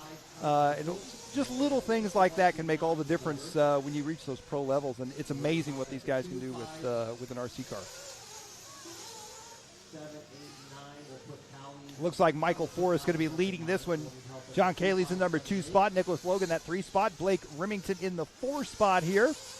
Oh, big trouble. Back on all fours, though. No harm, no foul. Just getting over that jump. Nice double. Step down. Word on the street is old Travis Pastrana did this with a rally car a few days ago, testing out on the track. Did a couple rolls and tumbles. And that is exactly right. I don't know that his came right back on the wheels and kept going. Yeah, no, easily. It did not, and they had a little bit of work to do, and he also had a passenger. So, even better.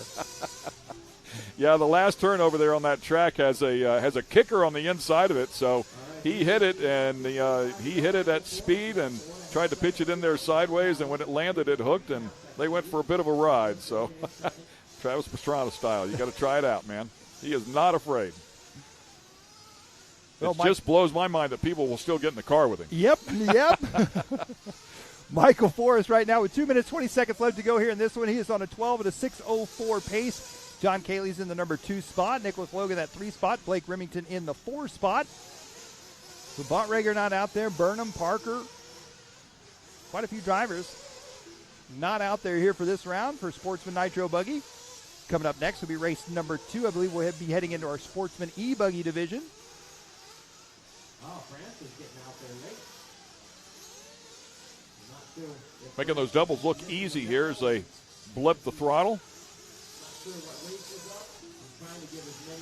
Confused our cameraman right there. Had a good lock on it, and the car changed directions. He changed with it and lost them both. I almost fell out of the chair. You know, something that we haven't really talked about that the drivers are talking about as well is the Jurassic temperature changes. It was 70-something degrees when it was overcast this morning, and now we're getting up in the 90 degrees. That also affects fuel mileage and tuning on these cars as well, so they got to try and work that in there throughout their warm-ups. And a minute to warm up, 45 seconds to warm up, that's not a whole lot of time to get a lap in and get it tuned if it needs to be fine-tuned in either direction. Yeah, and then again at this level, how much time do you spend tuning the car or fixing yourself? Yep. Which one is the problem, you know? Yep. And, I mean, we had it to – my son's a professional level racer at this point, and I remember saying, let's not worry about the car. Let's fix you first. There's just so many variables. So once you feel like you're driving a good line, okay, now let's go to work on the car so you can you can tune yourself right back out of something if you're not driving it properly. Absolutely. Michael Forrest right now, he seems to be driving it properly as he is out front 12 to 6:09. He's got a 3.5-second lead over Nicholas Logan in the number 2 spot. John Cayley's in that 3 spot. Blake Remington in the 4 spot here for our Sportsman Nitro Buggy. Final round of qualifying here from Visions. 20 seconds left to go here in this one. Yeah, good stuff. And as you can see, I mean, we saw a lot of action with these cars crashing at the beginning of the session. Now everybody's pretty much staying on track, getting in some good, clean laps. Exactly what we were talking about before, just getting a feel for it, try to get in that rhythm, and just put together some good, clean laps. And that's what you see at the end of this session. Whoa, big time air. Sailed it out over that jump. Well, time is going to expire here. This should be Michael Forrest's lap around as he comes around on the left-hand side. John Cayley's in that 2 spot. Nicholas Logan still in 3rd. Blake Remington in 4th.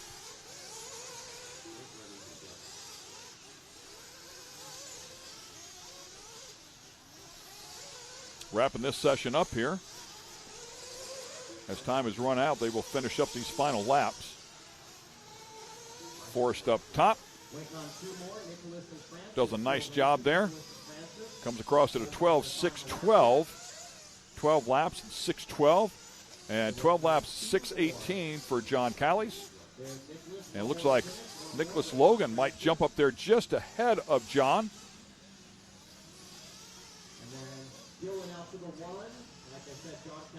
12 laps, 6:16 to a 12 lap 6:18 for John and Blake Remington there in the 4-hole.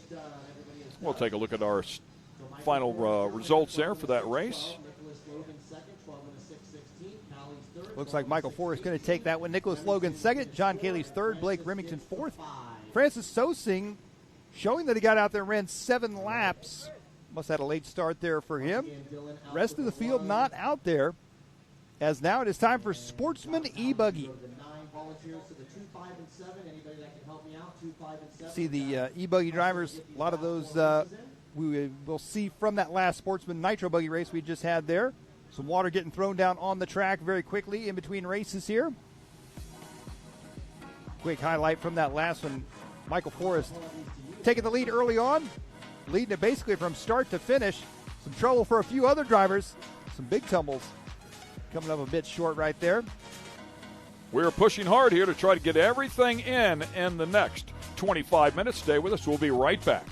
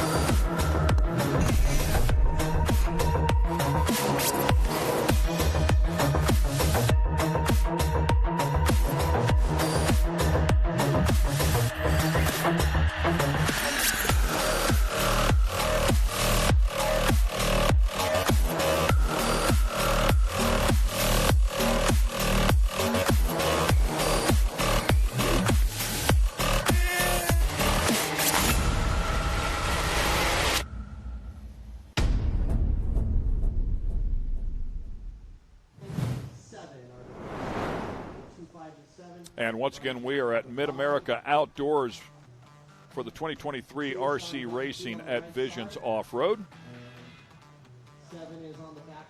Once again, a look at pit road there and the steel grate that they run across. The drivers stand up above with a great overhead view. Purpose-built RC track. As you can see, it's absolutely gorgeous. The warm-up clock has started here, so we'll get some seat time in here for the Sportsman E-Buggy category.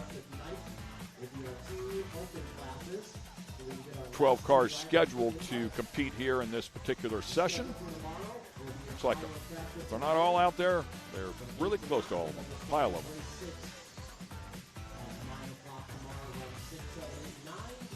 Yeah, this is our Sportsman E-Buggy Class 2 division, 2 heats, I should say.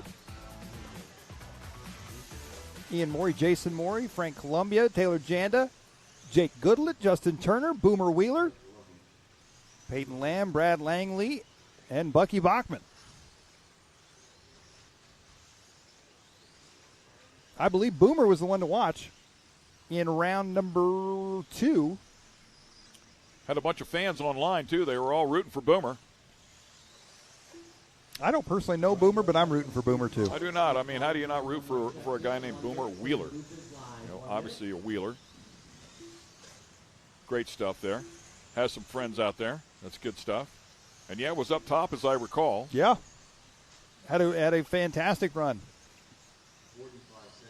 I don't know that he was quick overall, but he was quick in his session, as I recall.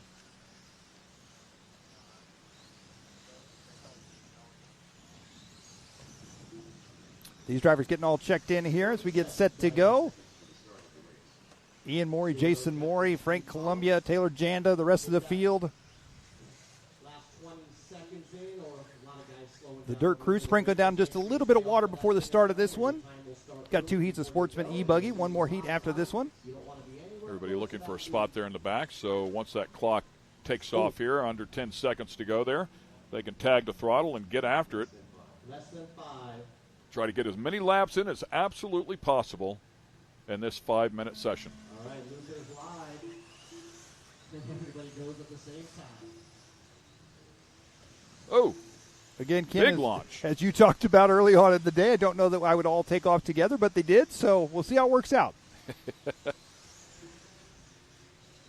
I will say before, as 2 of them get together and go for a big ride right there, whenever I did say that, and one upside down, I was unfortunately thinking of a single lap qualifying session, not the entire group, but I certainly understand it now. You want to take off and have a shot at getting as many in as possible, and really only one out of that group of 5 has got a good clean outlap working as Frank Columbia finally gets it across there. Boomer Wheeler was a little bit deeper in that pack. Ian Morey now jumps up to the top. Bucky Bachman as well in P2. Frank Columbia P3. And Boomer P4. Yeah, 4 minutes left to go here in this one. Ian Morey going to be out front leading the way early on, 11 at a 5:21 pace. Bucky Bachman in the number 2 spot. Columbia in the 3 spot. Boomer in that 4 spot. Brent Langley rounding out your top 5. Now Peyton jump at the top. Oh, trouble there. I believe that is Frank Columbia, if I'm not mistaken. And he stuck the landing a couple of jumps ago. I mean, he just did it perfectly. Great timing, but yeah, man, went for quite a ride right there. Glad it landed back on all 4s and is not beaten up too bad. Frank in second, Bucky in third, Brad Langley 4, and Boomer in the top 5 here. And we're hearing that Bucky Bachman is one of the scoring guys here at this event, so a worker out there enjoying the craft as well.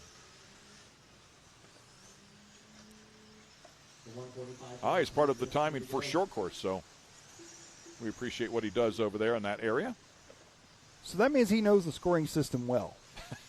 So well, it means he can. So what I'm saying tell you here, when a car comes across the line. So what I'm saying here is, Bucky, what are you doing, man? You don't have to be in 6th. You know this system. Just hop in there, give yourself a couple more laps. Right? Yeah. 2 down, 3 to go. 2 down, 3 to go.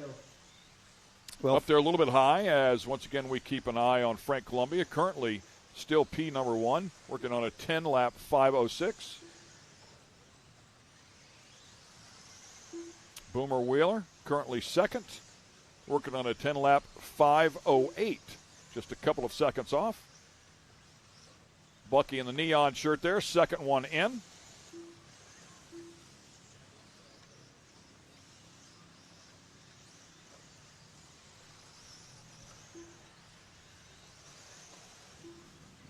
Frank Columbia going to be out front here. He almost missed that step down. Didn't carry quite enough speed. Make a little adjustment next time around. Boomer not far back from him in the number 2 spot right now. Only 1/10 of a second back here from Columbia. Yeah, picked up a couple seconds there on Columbia. With that said, Columbia just picks up the pace here. Now a 10.505 flat to a 10.507.6 for Ian Morey. Ian Morey sets fastest lap of the race on lap number 1 at 29.2 for him. Going the wrong direction there. Oh, boy. That's how you add time. Bucky in the number 4 spot. Ian Morey in the 5 spot. Peyton Lamb in the 6th. Taylor Janda, Jason Morey, Justin Turner, Jake Goodlett, Matt Gilbert, and Steve Collins. Your running order here in this one. Thinking this is Bucky right there with the wing color to match the shirt. I believe you are correct. Crossing the line there. Onto the backside of the track he goes. That's coordination. He's got a matching wing, wheels, shirt. I really don't remember if the shirt's that color. I knew it was a neon color, but it may or may not be matching. Nonetheless, he's doing a really good job, man. I mean, nice and consistent there for Bucky, currently sitting in the 4th position at a 10.513, chasing a 10.505. Sitting 4th out of 10 cars that are on track. Matt Gilbert, Steve Collins not making the call here so far. There's Bucky there in the live time scoring shirt.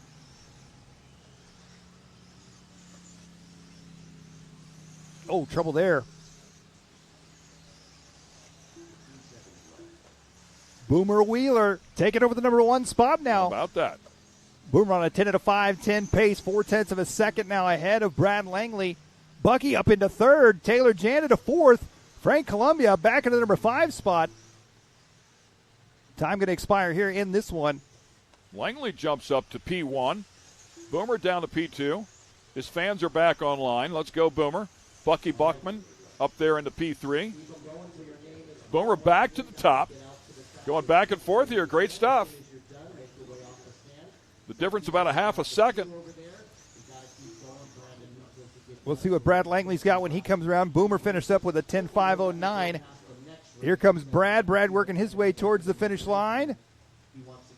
Oh, that may have been Brad with trouble there. Look at this. Bucky up into the number 2 spot. So Boomer Wheeler going to take this one, 10 at a 5:09. Bucky Bachman, our very own at live time scoring, 10 at a 5:10, taking 2nd. Taylor Janda 3rd. Brad Langley dropping to 4th on that last lap. Jason Morey, Frank Columbia, Ian Morey, Peyton Lamb, Jake Goodlett, and Justin Turner rounding out your top 10 there from our first heat of Sportsman E-Buggy. And the sportsmen are always exciting in the heat races because you never know when something major is going to happen, right? So they jostle around. The guys, the pros, the invite drivers are so consistent, you're not expecting anything to happen. But with the sportsmen, you just never know. You're absolutely right there. You saw Bucky coming off the driver's stand.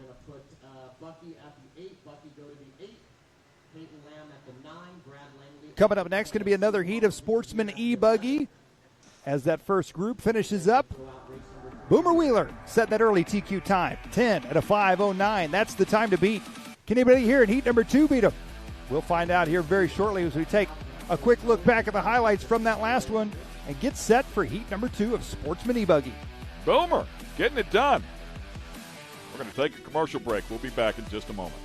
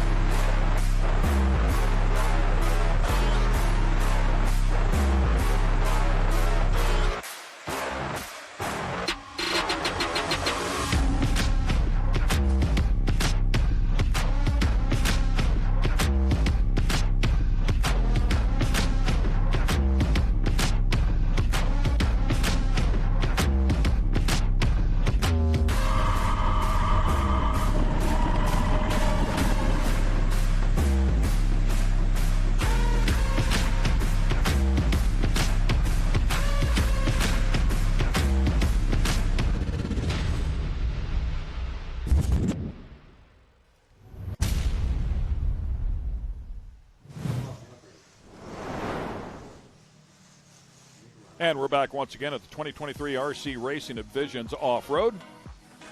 Good look at the overall picture of the track, and I believe Scotty Ernst might have something for us. All right, thank you down here. We're here with Bucky, and Bucky, we've known each other because we raced together back home, but you're wearing multiple hats here this weekend. Not only racing here on ours, but you got the yellow safety shirt on the live time here. Yeah. You're scoring a couple of the big trucks. Tell us about your weekend. Yep. So I got here, I think it was Monday morning, and I've been working on the short course track over there, and we're doing the side-by-sides, the Pro Light trucks, and that kind of stuff. So it's been a really fun week so far. We've got a lot of races in. In fact, our pros are racing tonight, and they're going to be racing in about 6:30, I think, is what it's going to be. So, how does it feel to be knee-deep into the full scale and everything that Visions has to offer here? I mean, this opportunity is pretty cool. I talked to Brandon with Live Time, and he was like, we need some help, and I said, I'm happy to do it, and this has just been a totally killer experience. Oh, that's awesome. And now you're holding your own big race here in a few weeks in Wisconsin. I am, actually, next week. I'm going to go right from here to Monroe, and we're holding the Midwest Nationals at Cheese City Extreme in Monroe, and I think it's going to be a good race. So. That's awesome. Well, good job in the racing. Good job helping out here. Thank you. All right, there you go. One of the faces of the names that you see on the result board. Bucky from back home in Wisconsin having a good time here at Visions. Back to you, Ken and Mike. Do I dare take a shot at him and say it sounds like a cheesy event? That's just horrible. Do not go there. Good for him, though. That's great. Cheese City. I've never heard of that one. That's pretty cool. Cheese City National. So hope they have a great event up there as well. As we continue on here, it looks like the clock has already started here for the Sportsman E-Buggy Heat Race number 2 and Q3. Looks like Dylan Bontrager out there here for this one. He was not out there for the Nitro Buggy Heat. He's going to be the first one across the line there with a 30.3, where it looks like we're following him in that green and pink buggy as he drops down.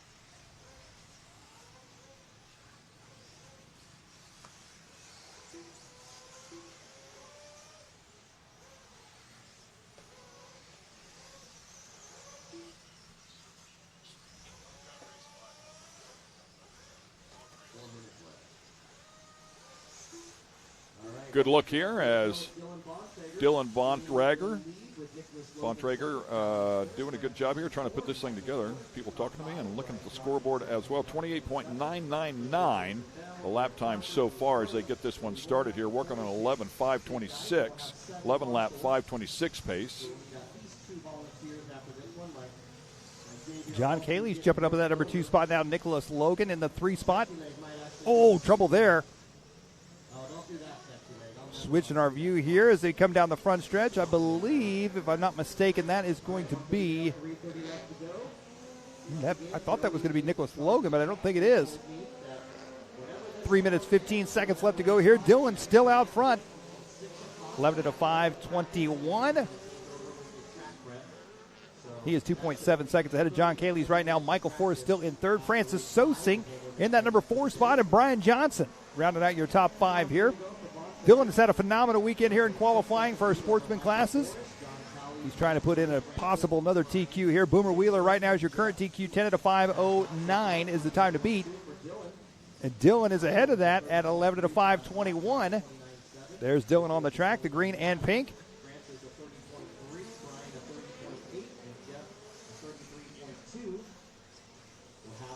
As he works his way back down the front stretch onto the right-hand side here. Dylan Bontrager out front leading the way. Michael Forrest now 8 seconds back. So Dylan carving his way through traffic here as he comes onto the right-hand side of the track. Oh, trouble there for lap traffic. That's good news for Dylan. Dylan playing patiently here with the rest of the field. He dives back to the inside here. He's going to try to set him up as he comes onto the front side of the track.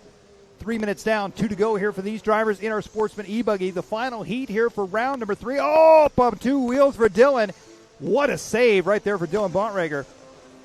Michael Forrest in that number 2 spot there, 8.6 seconds apart. Oh, Bontrager tries to make a move there on some lap traffic, and they took it right back from him. No love for your race leader here in this one.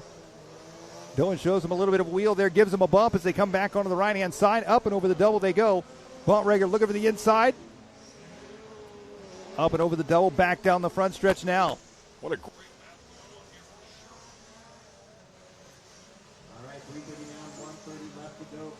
down across the drop away they go. Bontrager out front leading now. John Cayley's up to the number 2 spot, it looks like. Michael Forrest in the 3 spot. Francis Sosing in the 4th. Michael Logan. Nicholas Logan, I should say, in the number 5 spot. 1:05 left to go here. Sportsman E-Buggy. So Boomer Wheeler in that last one, 10 and a 5. 4 down, 1 to go, drivers. 4 down, 1 to go. Now we might have to do 2 waters. We might have to do water after race 5. Forrest right now is on a 10 to 5:08, sitting in the number 3 spot. So those 3 drivers looking for a top 3 overall here for Sportsman E-Buggy. Round 3 of qualifying. Boomer Wheeler in the number 4 spot still. Francis Sosing in that 5 spot. battle here. Sorry about that, Mike. Didn't mean to hang you up there. We just had a technical glitch here going on. So back now, but what a great battle this has turned out to be. Yeah, as they're working their way around here, Dylan now clean track ahead of him. Michael Forrest still in the number 2 spot. He is only 0.2 of a second ahead of John Caley's. That's going to be our closest battle in the front here. Kicking up a little bit of dust here. 11.523 the pace here to a 10.507. It's a good hit. Dylan doing a great job.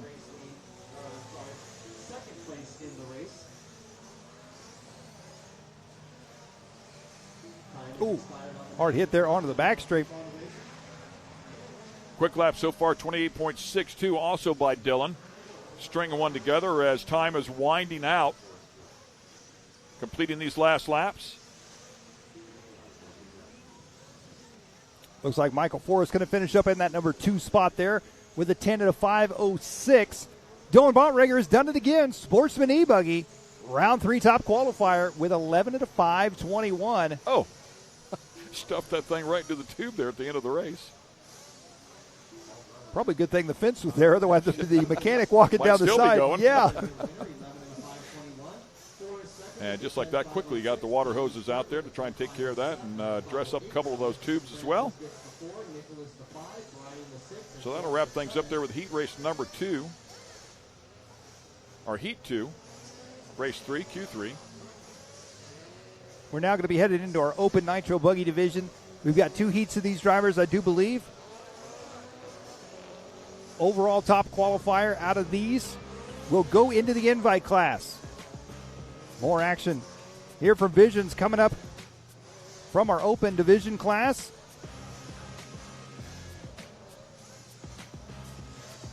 Yeah, we'll actually have an opportunity to runs bump up on freedom and has since 1972. We punish our products firsthand in our world-class laboratories and beyond, because some things can't be learned from a test tube. Run with us.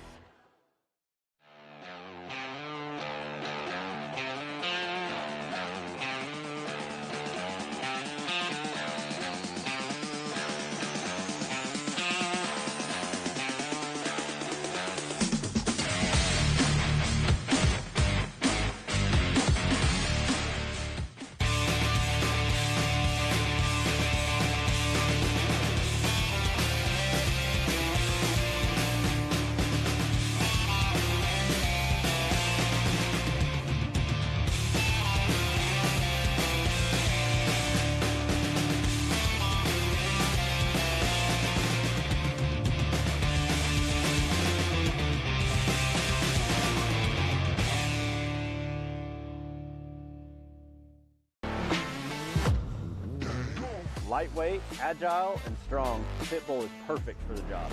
The Pit Bull is the first and only lift that can be used in the pits and in your garage. Elevate your racing with a Handy.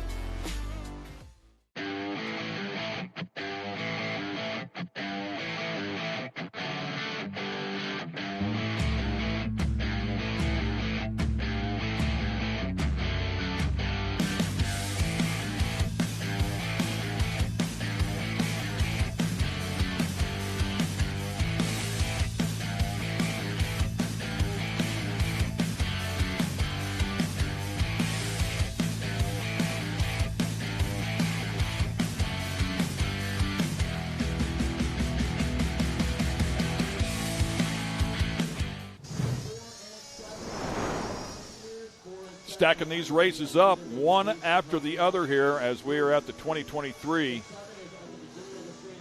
RC Racing at Visions Off-Road. All of this action brought to you by A-Main Hobbies and HPI Racing. Also want to throw some love out to Tekin, VP Fuels, Team Associated, and Live Time.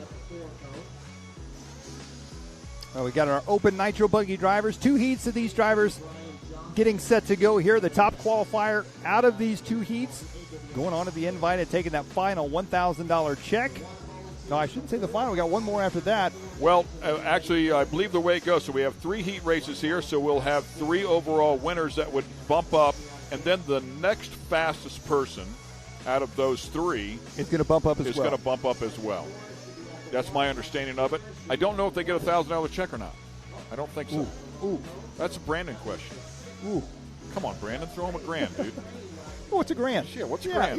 Yeah. as he comes walking over here with a hat. Yeah. Feel free to throw in, guys.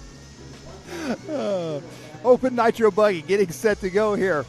Heat number 1 of 2, Creed Nally, Dennis Remington, Santos Rodriguez, Brandon Rose, Barry Rowe, Katie Roxbury, Joshua Vigil, Will Walker, Craig Waller, Reggie Tung, Camden Lime. But Camden is not in this one. He is bumped up into the invite class. Well, it's Brandon Rose's final shot here. Yeah, we don't want to sound biased here. I mean, whoever can get it done gets it done. But he's been so close 2 times. I mean, literally, as he said, 2 turns away from bumping up in the last one and flamed out, unfortunately. So we'll find out if he can get it done once again. He also had the horrible luck there in the E-race. So hopefully he gets it all out of his system here. We'll see if he can bump up in there. But with that said, we wish everybody the best of luck. Looks like the track is freshly watered. The cars are out on the track now. Warm-up session has begun. Race length will be 6 minutes. A couple of heat races here to figure out who that person is going to be that will bump up. Those people, I should say, 2 of them. And Brandon Rose already getting tagged right there. I believe that was Brandon. Believe you are correct, and that's the last thing you want to have happen. Especially got hit on the left side there. That's the exhaust side. And the cars definitely have some weight to them. I mean, as you watch them, oh man, big tumble right there. As you watch them, I mean, it looks like they weigh nothing. It looks like they're just light as a feather, but they actually do have some weight. Go grab a 5-pound plate, or a 7-pound plate, which is what they should be weighing in at, and they definitely have some substance to them. Certainly enough at speed there to work those dampers and have some aero effect on them as well. Great stuff as they come out here and throw these things around. Talking about the weight of these cars, I really hope right now that Brad Shearer is watching the broadcast, and maybe we can remind him of how heavy the cars are. I think it was 2007-ish at the Roar Nationals in St. Louis when he took one to the forehead. And that didn't feel so hot. Wow. Yeah, well, I was over chatting with Dakota Fenn a little bit earlier today. He picked it up, handed it to me, and I mean, it's definitely, there's some real weight there. There's no question about it. Very compact little machine, but definitely has some weight. I would not want to take one to the head, that's for sure. Well, here comes the cars in for fuel. There's Brandon Rose on the pit wall, getting topped off, getting set to go here. The green and a white. Final little top off there. Making sure he's got plenty of fuel. Yeah, right to the top here, guys. Yeah. I'm going to need it all. Oh. One of them upside down here already. No harm, no foul, as time has yet to begin. However, it is starting in 5 seconds. So, oh, man, back to the pits. Tough go of it there. That will cost them some time for sure as we continue on here. Aluminum pistons, no rings, brass sleeve, 3-needle carb.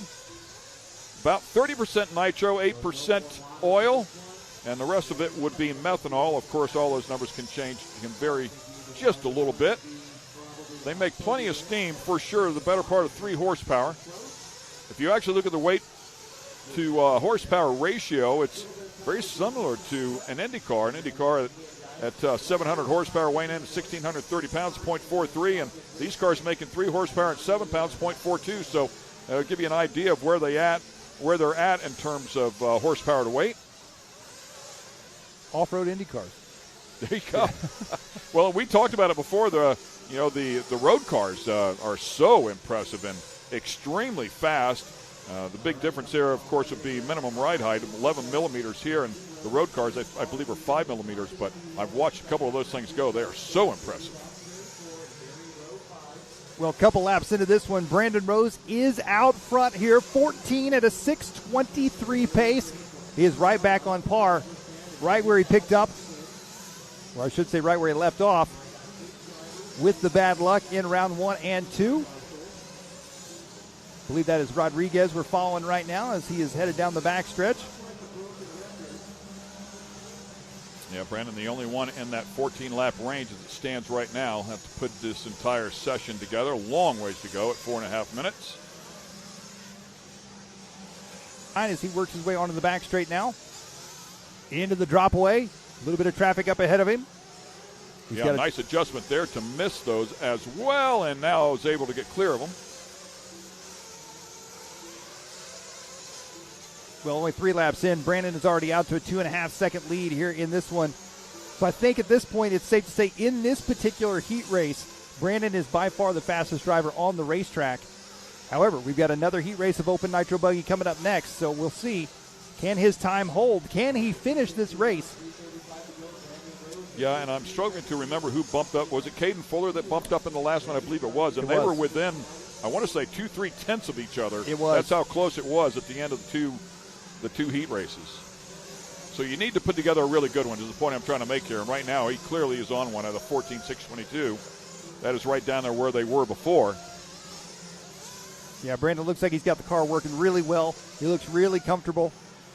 As you mentioned earlier, you can kind of tell when a driver's in their flow, in their groove, and everything's working for him, and he looks really good out there right now. He's got a good track. They just got a little bit of water on it, so it's got good traction.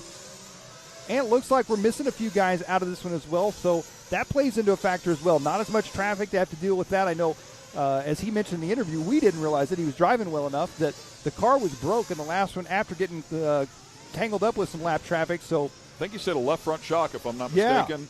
So he was dealing with a car, an ill-handling car, and we were when you said that, we were both impressed. He was making some small bobbles. I remember the last couple of laps, and it certainly made sense once he said that left front shock was broke. But, I mean, you'd never know it was broke.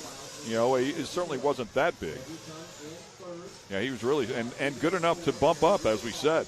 Was literally 2 turns away. 2:30 to go here as he works his way through some more traffic. Fast lap on the track is Brandon Rose, a 27 flat. The only driver to get that close to a 26-second lap range. Joshua Vigil in the number 2 spot, his fast lap at 27.8. Reggie Tongue at 27.9. Everybody else in the 28s or above.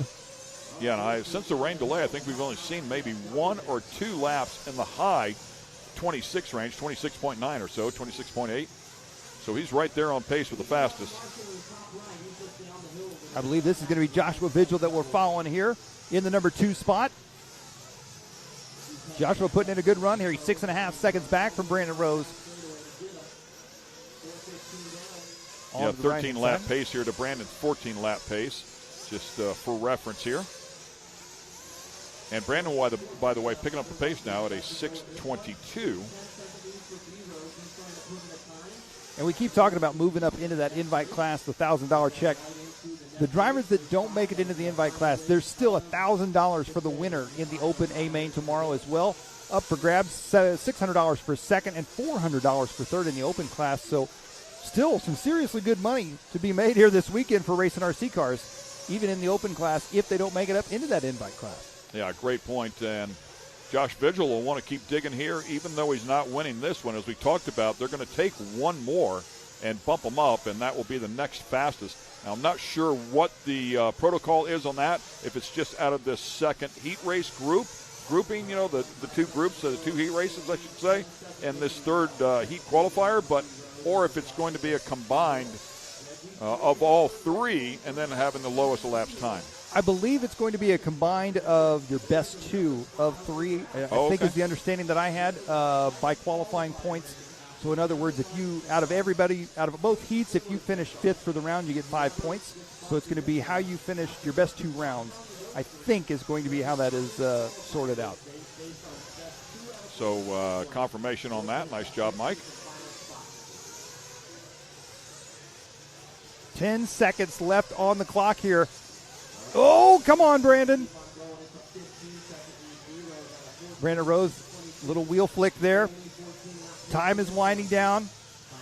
He's going to cross the line and go one more time after this one. Here comes Rose.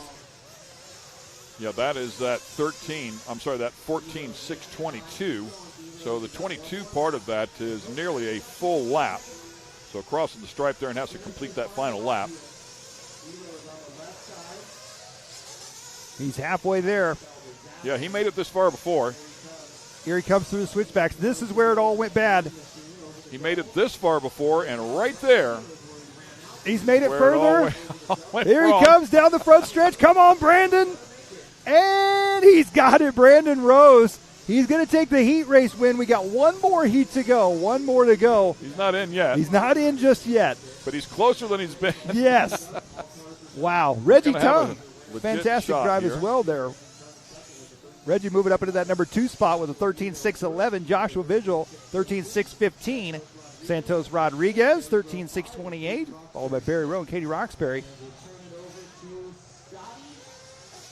Nicely done. Congratulations to Brandon as we take a look at our qualifying results here, courtesy of Visions Off-Road. And Reggie Tong as well keeps picking away at it. He's been up the top of the sheets here a couple of times. He might find himself as that quick number 2 guy. Well, I was going to say, unofficially, what we're hearing right now is Brandon Rose, even if he is not the quickest here for this next heat, there's a possibility, a very good possibility, that he will still be the fastest. That's a really good point. With the qual points playing into factor and all that, he could possibly make his way into the invite class that way. But it'd be interesting if, and yeah, as you said, because they take 2 out of the 3, because in the 1 he had crashed and finished pretty deep.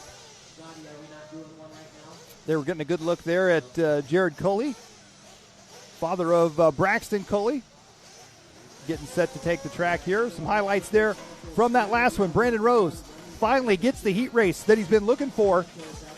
Little trouble there for him in warm-ups. Luckily, no damage done. So just got a little piece of information before we go to a commercial break. Brandon Rose is going to be in one way or the other. Even if he finishes second here, we would have 4 points, and nobody else has a chance at making 4 points. So if he gets third or worse, oh, well, that's a great point. We have to see how things go. If he gets second, if somebody was to beat him and he was to end up second, he would still be in. If he ends up third, 2 people get ahead of him, well, that'll change the math. So stick with us. That's all hypothetical. We will land it for sure when we come back. Stay with us right here. Speedsport has been America's motorsports authority since 1934. Get news, results, and commentary from the most connected experts in the business, covering all forms of motorsports from flat track to NASCAR and everything in between. Bookmark speedsport.com on your mobile device now, or follow Speedsport on social, and be sure to subscribe to the Speedsport Daily. Speedsport is your one-stop shop for all things racing on 2 wheels and 4. AMSOIL runs on freedom and has since 1972. The rest of the market has been trying to follow our lead ever since. But a head start is a head start. Run with us.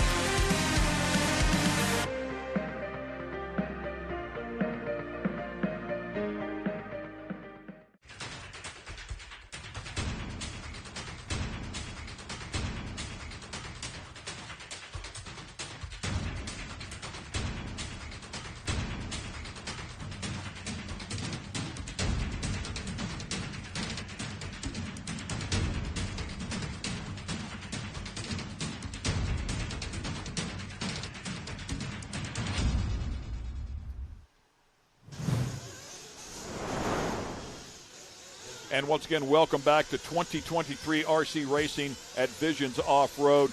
Ken Stout, Mike Garrison, Scotty Ernst calling the action for you. One race yet to go here today, and that'll wrap up the RC Racing for today's segment. We'll be back on live streaming again at 9 a.m. tomorrow. And, of course, all of our A-mains will take place tomorrow. The big money will be handed out tomorrow. We also want to let you know that you can watch the telecast on Speed Sport 1 in the near future as well. We'll keep people advised there.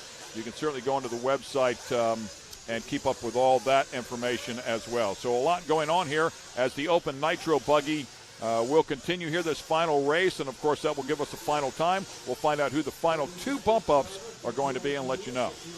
Yeah, so Brandon Rose finally got the run he was looking for. He had a 14 and a 6:22. That's going to be the time to beat. Coming up in this one, we got Scott Brewer, Braxton Coley, Blake Everett, Brian Gibbons, Spencer Heckert, Graham Hill, Jacob Vigil, Spencer Klein, Ethan Mechanic, Garrett Martin, and Shelby Parker.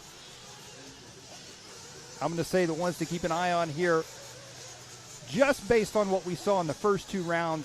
I'm going to say that Mechanic is going to be one to keep an eye on. Cully's going to be up there. Heckert's going to be up there. Vigil will be up there, I'm sure. It's still anybody's race, to be honest with you, but those are going to be the guys that I think we're going to keep an eye on to possibly knock Brandon Rose off that top spot. The clock is counting. It has begun.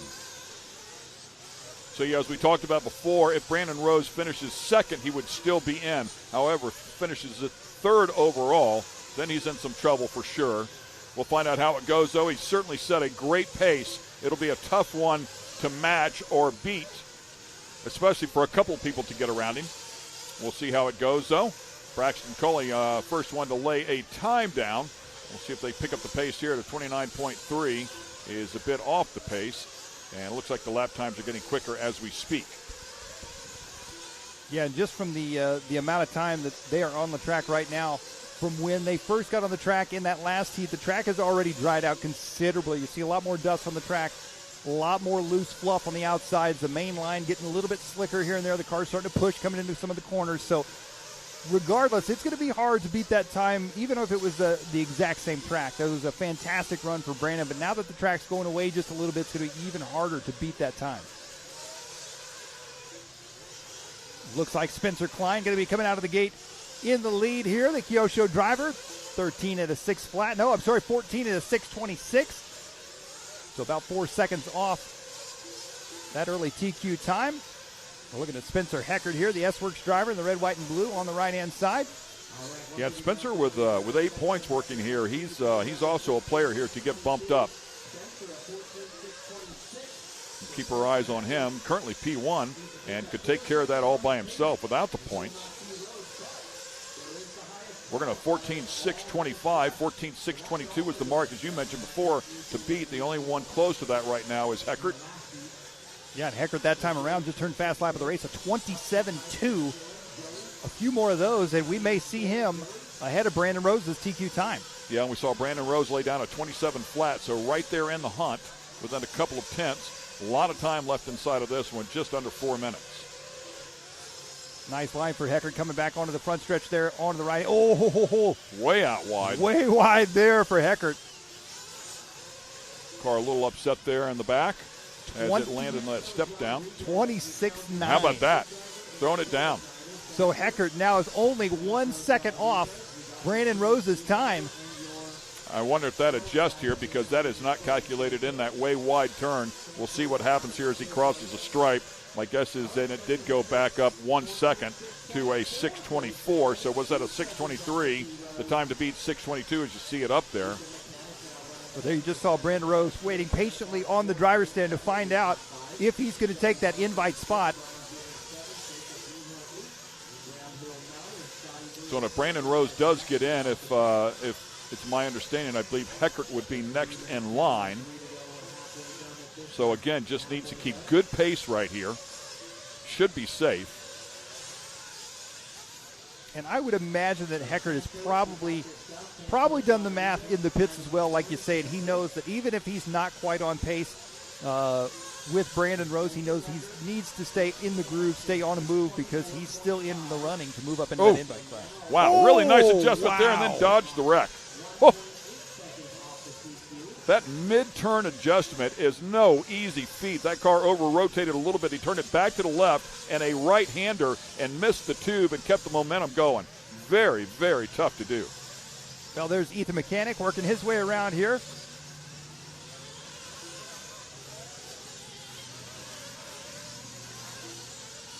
Heckert still on pace. Yeah, Mechanic second. Spencer Klein third.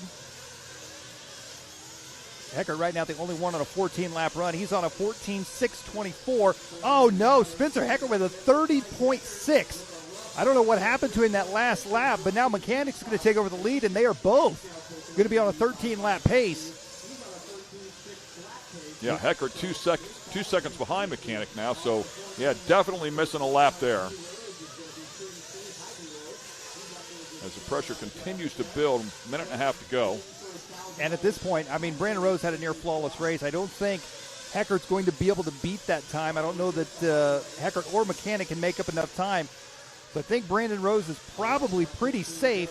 However, as you said, that next person to bump in, this is where Spencer Heckert needs to put the wheels to the ground and really get moving and get back up into that number one spot ahead of Ethan Mechanic.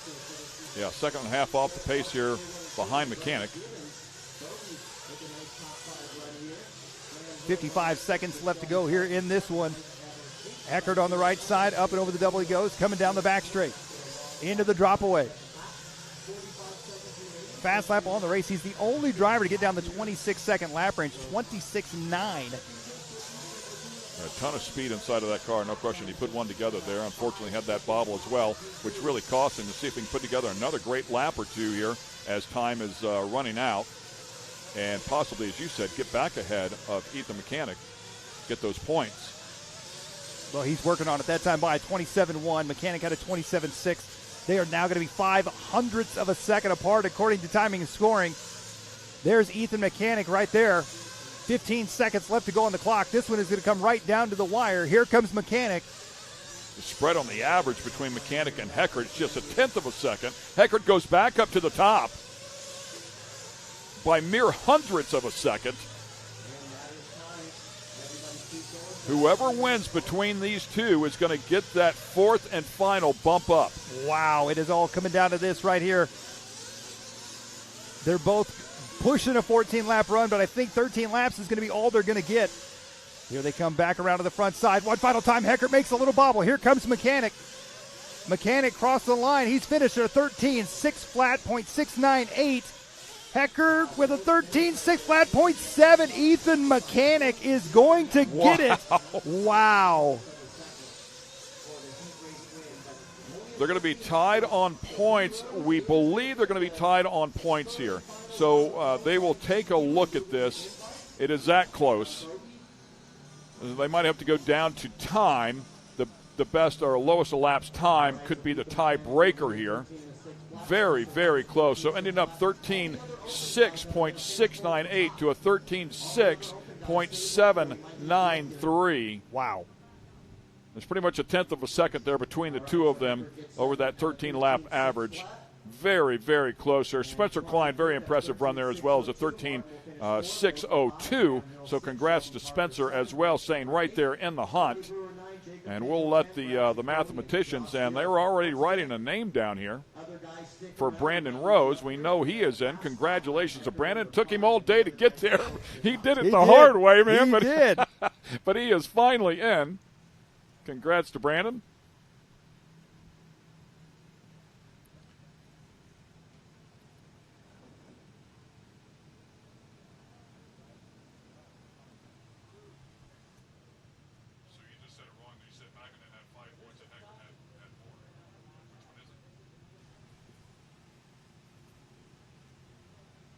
Whoa.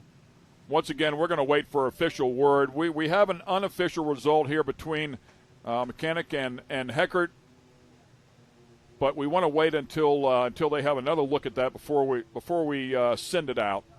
So congratulations to both of those guys, but they are waiting on pins and needles, trying to figure out if they're going to be in that invite class. It is Ethan Mechanic who is going to get that final invite. Wow, what a great battle between those two, but congratulations to Ethan. And we'll see if Scotty can catch up with one of the two, if not both, Brandon and Ethan. So great stuff there. However, I will say we have already pushed our heart out here. So we were supposed to be done at 5, and then they gave us to 5:15 and then 5:30, and it is a little bit past that. So we appreciate the park working with us here. Well, it looks like the track crew put a little water down on the track here before we finish things up.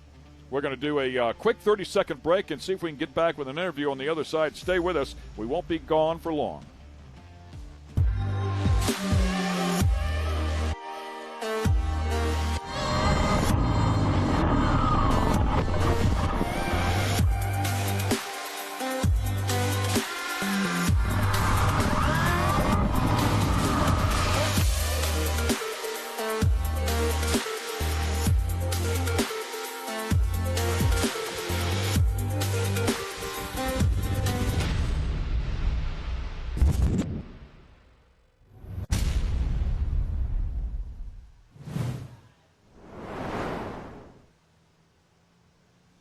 And we welcome you back here, 2023 RC Racing at Visions Off-Road. It's been a busy, busy day, especially when you factor in the rain that we had a little bit earlier. But congratulations to everybody that came out here, had a good run today. Of course, the people that did great in the Nitro category, the Invite category, for good starting spots in the A-Mains tomorrow. Everybody that was in the Open class that earned the bump-ups. We know that Camden Lime did it. Caden Fuller did it, Brandon Rose did it, and Ethan Mechanic did it as well. So congrats to the 4 bump-ups. Yeah, what a fantastic day of racing. We obviously got served a little bit of weather, but it all worked out.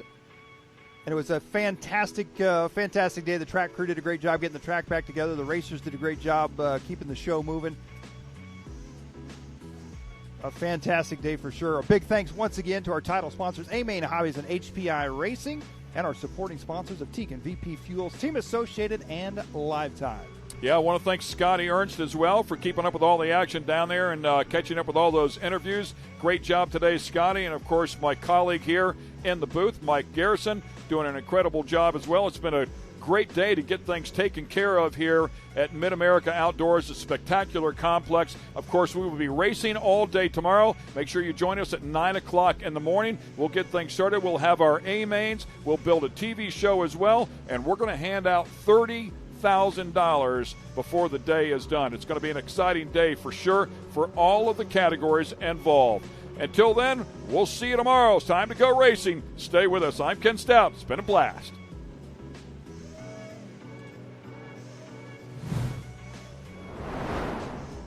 Brandon Rose. And Brandon, I've interviewed you a few times so far today, and this is the most important one here. You finally got to win. Things went right in that final round. Yeah, it finally all came together. It's been a little bit of a crazy day, just a bunch of bad luck happening. I feel like the car's been super good all day, just kind of fluke stuff happening. But yeah, finally everything came together that last run. Didn't make really any mistakes and win. So yeah, it was nice. Absolutely. Got plans for the money?